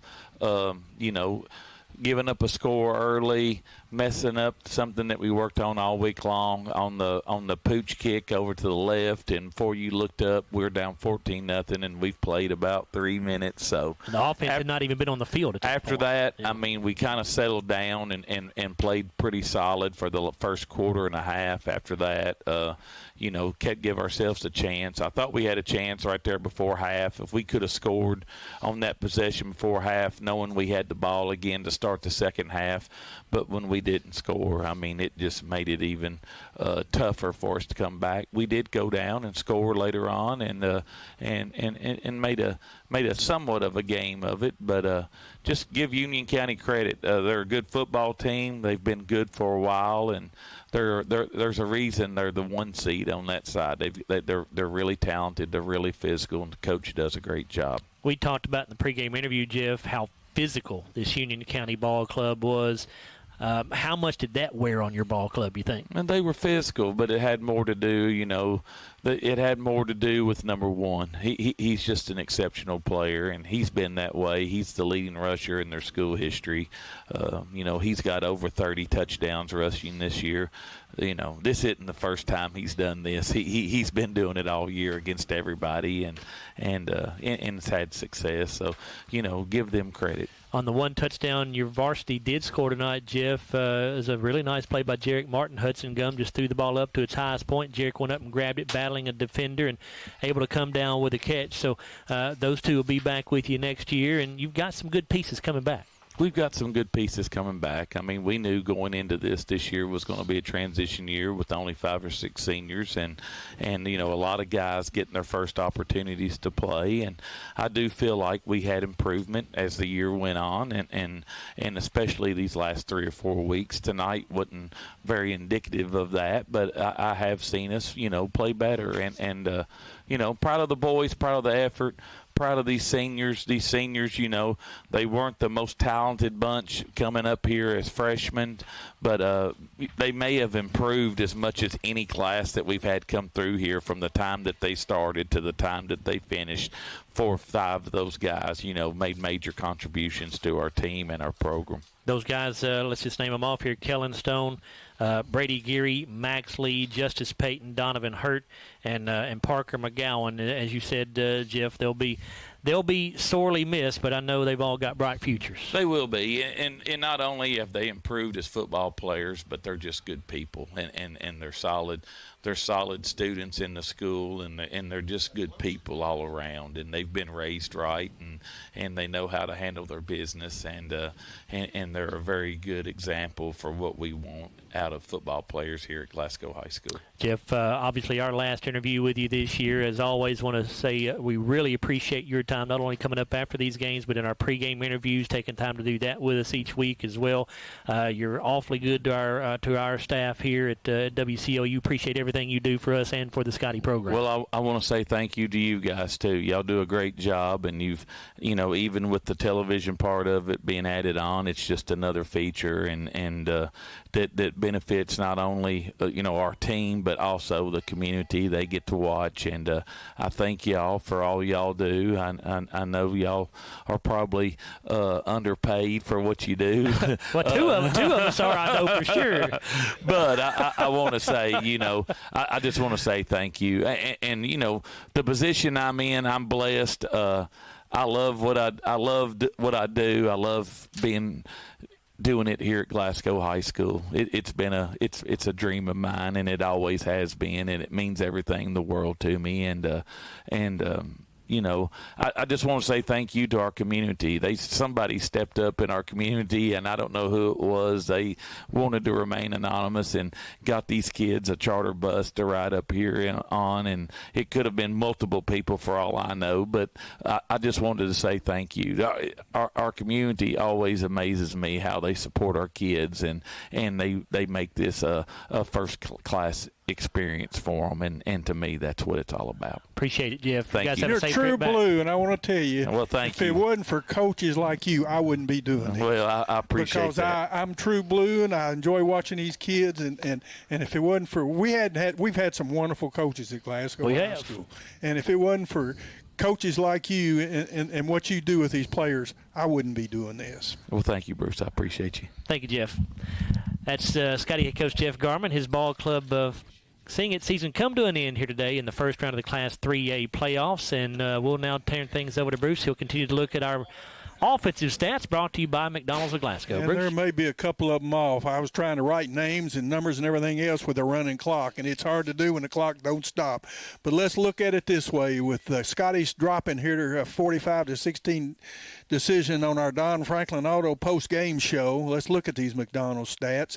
First downs for the Braves, they had 16 to the Scotties 12. Union County rushed for 331. They passed for 42 for a total of 373. The Scotties had 114 on the ground, 115 through the air for a total of 229. Union County had one fumble, one turnover, and that was a fumble. They lost it. Scotties had 2 turnovers tonight. We did lose that onside kick early. We put it on the ground 3 times, but only lost one of them. They were penalized 10 times for 65 yards. We had 7 penalties for 54 yards. They ran 40 plays for 23 minutes and 24 seconds of clock time. The Scotties ran 54 plays, consuming 24 minutes, 36 seconds. Individually, as y'all have talked about, Jaron Johnson won a man, 220 yards on 16 carries. He had a long of 44 and scored 5 touchdowns, all their rushing touchdowns. Abe Fletcher had 48 yards on 6 rushes with a long of 30. Colby Schroeder had 1 carry for 45 yards. Willen McPeak had 16 yards on 7 carries with a long of 14. And Caton Wilson had 1 carry for a -2. Johnson was 3 of 3 passing for 37 yards. Caton Wilson was 1 of 3 passing for 5 yards and a touchdown. Leading receiver was Colby Schroeder with 20 yards on 1 reception. Thomas Luke or Luke Thomas, I may have written that one down because I heard you call it one thing and I called it another, but it doesn't matter. Had 1 reception for 9. Willing McPeak had 1 reception for 8, and Amari Black had 5 yards on 1 reception that went for a score. For the Scotties, Cameron Bull picked up 79 yards on 15 rushes with a long of 35. Jathan Franklin had 11 yards on 1 rush. Cabran Jones had 1 rush for 7 yards. Noah Morgan had 8 yards on 2 carries. Hudson Gum had 5 yards on 3 rushes. Of course, Hudson got sacked several times, and Ryder Heller had 1 rush for 3 yards. Hudson was 7 of 19 passing for 82 yards and a score. Trace England came in 3 for 3 for 33 yards and a score. Leading receiver was Cameron Bull with 32 yards on 3 receptions. He had a long of 18. Jarek Martin had 30 yards on 3 receptions with a long of 17 and a score. Ryder Hedler had 17 yards on 2 receptions and a score. Cabran Jones had 16 yards on 1 reception, and Kellen Stone had 20 yards on 1 reception. Kanan Allen punted 1 time for 33 yards. And, folks, the season is over for the Scotties as they drop this playoff game. I know things were chaotic there at the end, Bruce, when we had the JV in, but I do want to make one correction. It was not Cabran Jones who made that touchdown catch. It was Keyshawn Austin who made that touchdown catch. Yeah, I didn't write his name. I said Ryder, but this is Keyshawn. Oh, it's Ryder. Yeah, number it was Keyshawn. 10. Okay, yeah, I got you. Okay, I got you. Yeah, so Keyshawn Austin made that touchdown catch, and Bruce probably said that, but it just doesn't say that here on the paper. So I just wanted to make sure we had that I right. think I might have said Ryder. I may have read it, but I did write his number, and we were hurrying there, and I didn't get his name right now. Yeah, that's all right. That's okay. All right, we do need to tell you about our Hardee's Hot and Fresh play of the game before we go to our final break here, and it's going to be the touchdown catch that Jarek Martin made on the opening drive of the second half for the Scotties, a 7-yard touchdown reception from Hudson Gum. And Jarek went up and battled the Union County defender for it, came down with it for Glasgow's only varsity touchdown of the night. That is our Hardee's Hot and Fresh play of the game. We need to take one more time out here. We'll come back and wrap things up. We got to tell you about our Kentucky Farm Bureau Insurance player of the game. We'll do that on the other side of this 3-minute timeout here on WCLU Sports. They say that breakfast is the most important meal of the day. Well, they are correct. Roll into a good morning with our warm toasted bagels. It's breakfast worth waking up for. Ba-da-ba-ba-ba. So Aero Safety is an international safety consulting company based right here in Glasgow, Kentucky. We offer a wide variety of services, ranging anything from safety training to administrative services like policy procedures. It's any manufacturing, any industry around our area, we can apply that. And we can also make everything site-specific to the customer. So we make sure we're incorporating the company's policies, procedures, applicable hazards, equipment, things like that, that it's make it more relevant and engaging for the customer. Aero Safety is here to keep your employees safe and keep your business headed in the right direction. It's been an amazing 33 years. I've been blessed to have someone by my side that I can count on no matter what. Like 3 years ago when I had that car accident, you really came through for me. So I just want to say Thank you, Alan, for being my Farm Bureau insurance agent. Kentucky Farm Bureau, big on commitment. Oh, he's been great too.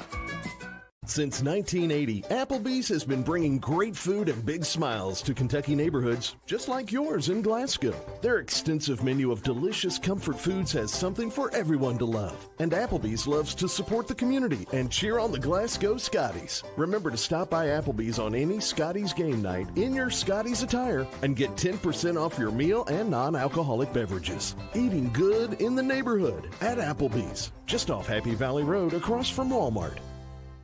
Our dental health plays a vital role in our overall health. Practicing good dental hygiene is especially important for children. When was your child's last checkup? Riley Dental Group is invested in making sure you and your family have the healthiest smile possible. They understand a dental visit may prompt anxiety or nervousness, but Dr. Riley and his team offer a variety of solutions, including a comforting and friendly visit from Bennett, their therapy dog. Call Riley Dental Group for an appointment, 651-5939. At Don Franklin, we're about more than just selling cars. We're about families, generations of them. Founded by my parents in 1968, we've been here growing alongside you. From the first family car to the newest model for the next generation, our values of trust, care, and commitment are in every handshake, every deal. With over 5,000 vehicles to choose from, check them all out at DonFranklinAuto.com. Don Franklin, driven by family. They say that breakfast is the most important meal of the day.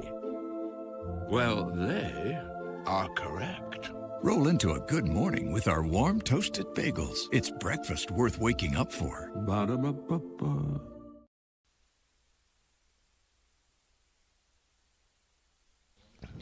Back here on the Don Franklin Auto postgame wrap-up show, where the Scotties football season comes to an end. 45-16 loss here on the road at Union County in the opening round of the Class 3A playoffs. Let's take a look and tell you about our Kentucky Farm Bureau insurance agent Joe Myers' players of the game. And it is going to be the senior class, the 6 seniors for the Scotties that played their final season, their final game in their high school uniforms here tonight. Kellen Stone, Brady Geary, Max Lee, Justice Payton, Donovan Hurt, and Parker McGowan. The 6 seniors are our Kentucky Farm Bureau Insurance Players of the Game that is brought to you by Farm Bureau Insurance Agent Joe Myers. So we will be wrapping the football season up here, but basketball season will get going here in the first week of December. Chase Landrum will take over the play-by-play duties for the second consecutive year for high school basketball, and Bruce Trabue will be joining with him for stats and color commentary this season. So looking forward to hearing Chase and Bruce throughout the basketball season. Should be a good year for the Scottie basketball teams. We'll look forward to seeing how the season turns out for both the boys and the girls. It is our last football broadcast of the season, obviously, and before we wrap up, we do want to say thanks to the folks who helped us out here. We had Will Perkins on our game camera. We had John Clark back at the studio doing the production work for us on the board there, and Matthew Clark, our video producer, once again here tonight. And it is Matthew's final game as our producer here for Scottie Sports, and we want to give Matthew a shout out. He has done an outstanding job, and I do mean a great job, on our video production. I know I've had tons of people compliment me on the video live stream that we've done this year in the last 2 years. I can take no credit for that whatsoever. That's been mostly Matthew who's been behind all the things that we've done with our videos. So I want to say thank you publicly to Matthew for everything that he's done. He's done a great job for us, and he will be sorely missed next year. All right, so that is going to pretty much wrap things up for us here tonight. Again, my broadcast partners were, I tell you what, before we do that, let's go through some final scores that we may have for you here. We do have John Harton that is leading Warren East 48-42 with a minute to go in the ball game. Du Bois ends up beating Metcalfe County 38-30, final score there. And Russellville wins their first round game 28-27, the final score there. Allen County Scottsville defeats Nelson County 56-34. That's also a final score. Holy Cross is going to beat Caverna. They lead 49-18 at the start of the fourth quarter there. Clinton County sees their season end with a loss to Washington County by a score of 63-26. And as we told you earlier, Berrien County, we want to say congratulations to the Berrien County Trojans as they get their first playoff win in 32 years as Berrien County defeats Henderson County 21-14. And we believe Berrien County will play North Hardin on the road next Friday night. So good luck to the Trojans as they go for a second-round playoff win against the North Hardin Trojans. Now, that'll wrap things up for us here for our broadcast. My partners on the air here today, of course, Larry Alexander and Bruce Dubuque. Final score once again, 45-16. Union County ends Glasgow's season. Scotties fall to 5-6 to end the year. Union County marching on with a record of 9-2. They'll host Adair County next week here in the second round of the Class 3A playoffs. I'm Joe Myers. Thanks for listening, everybody. Scotties football on WCLU 103.1 FM and AM 1490. Brought to you by Don Franklin Auto, Applebee's, Baird Private Wealth Management in Glasgow, La Nacional Restaurant, South Central Rural Telecommunications Cooperative, McDonald's, Aero Safety, Hardee's, The People's Bank, TJ Regional Health, and Kentucky Farm Bureau Agent Joe Myers. Follow all Glasgow High School Scotties sports right here. Your home for local WCLU. A presentation of Seven Mountains Media Sports.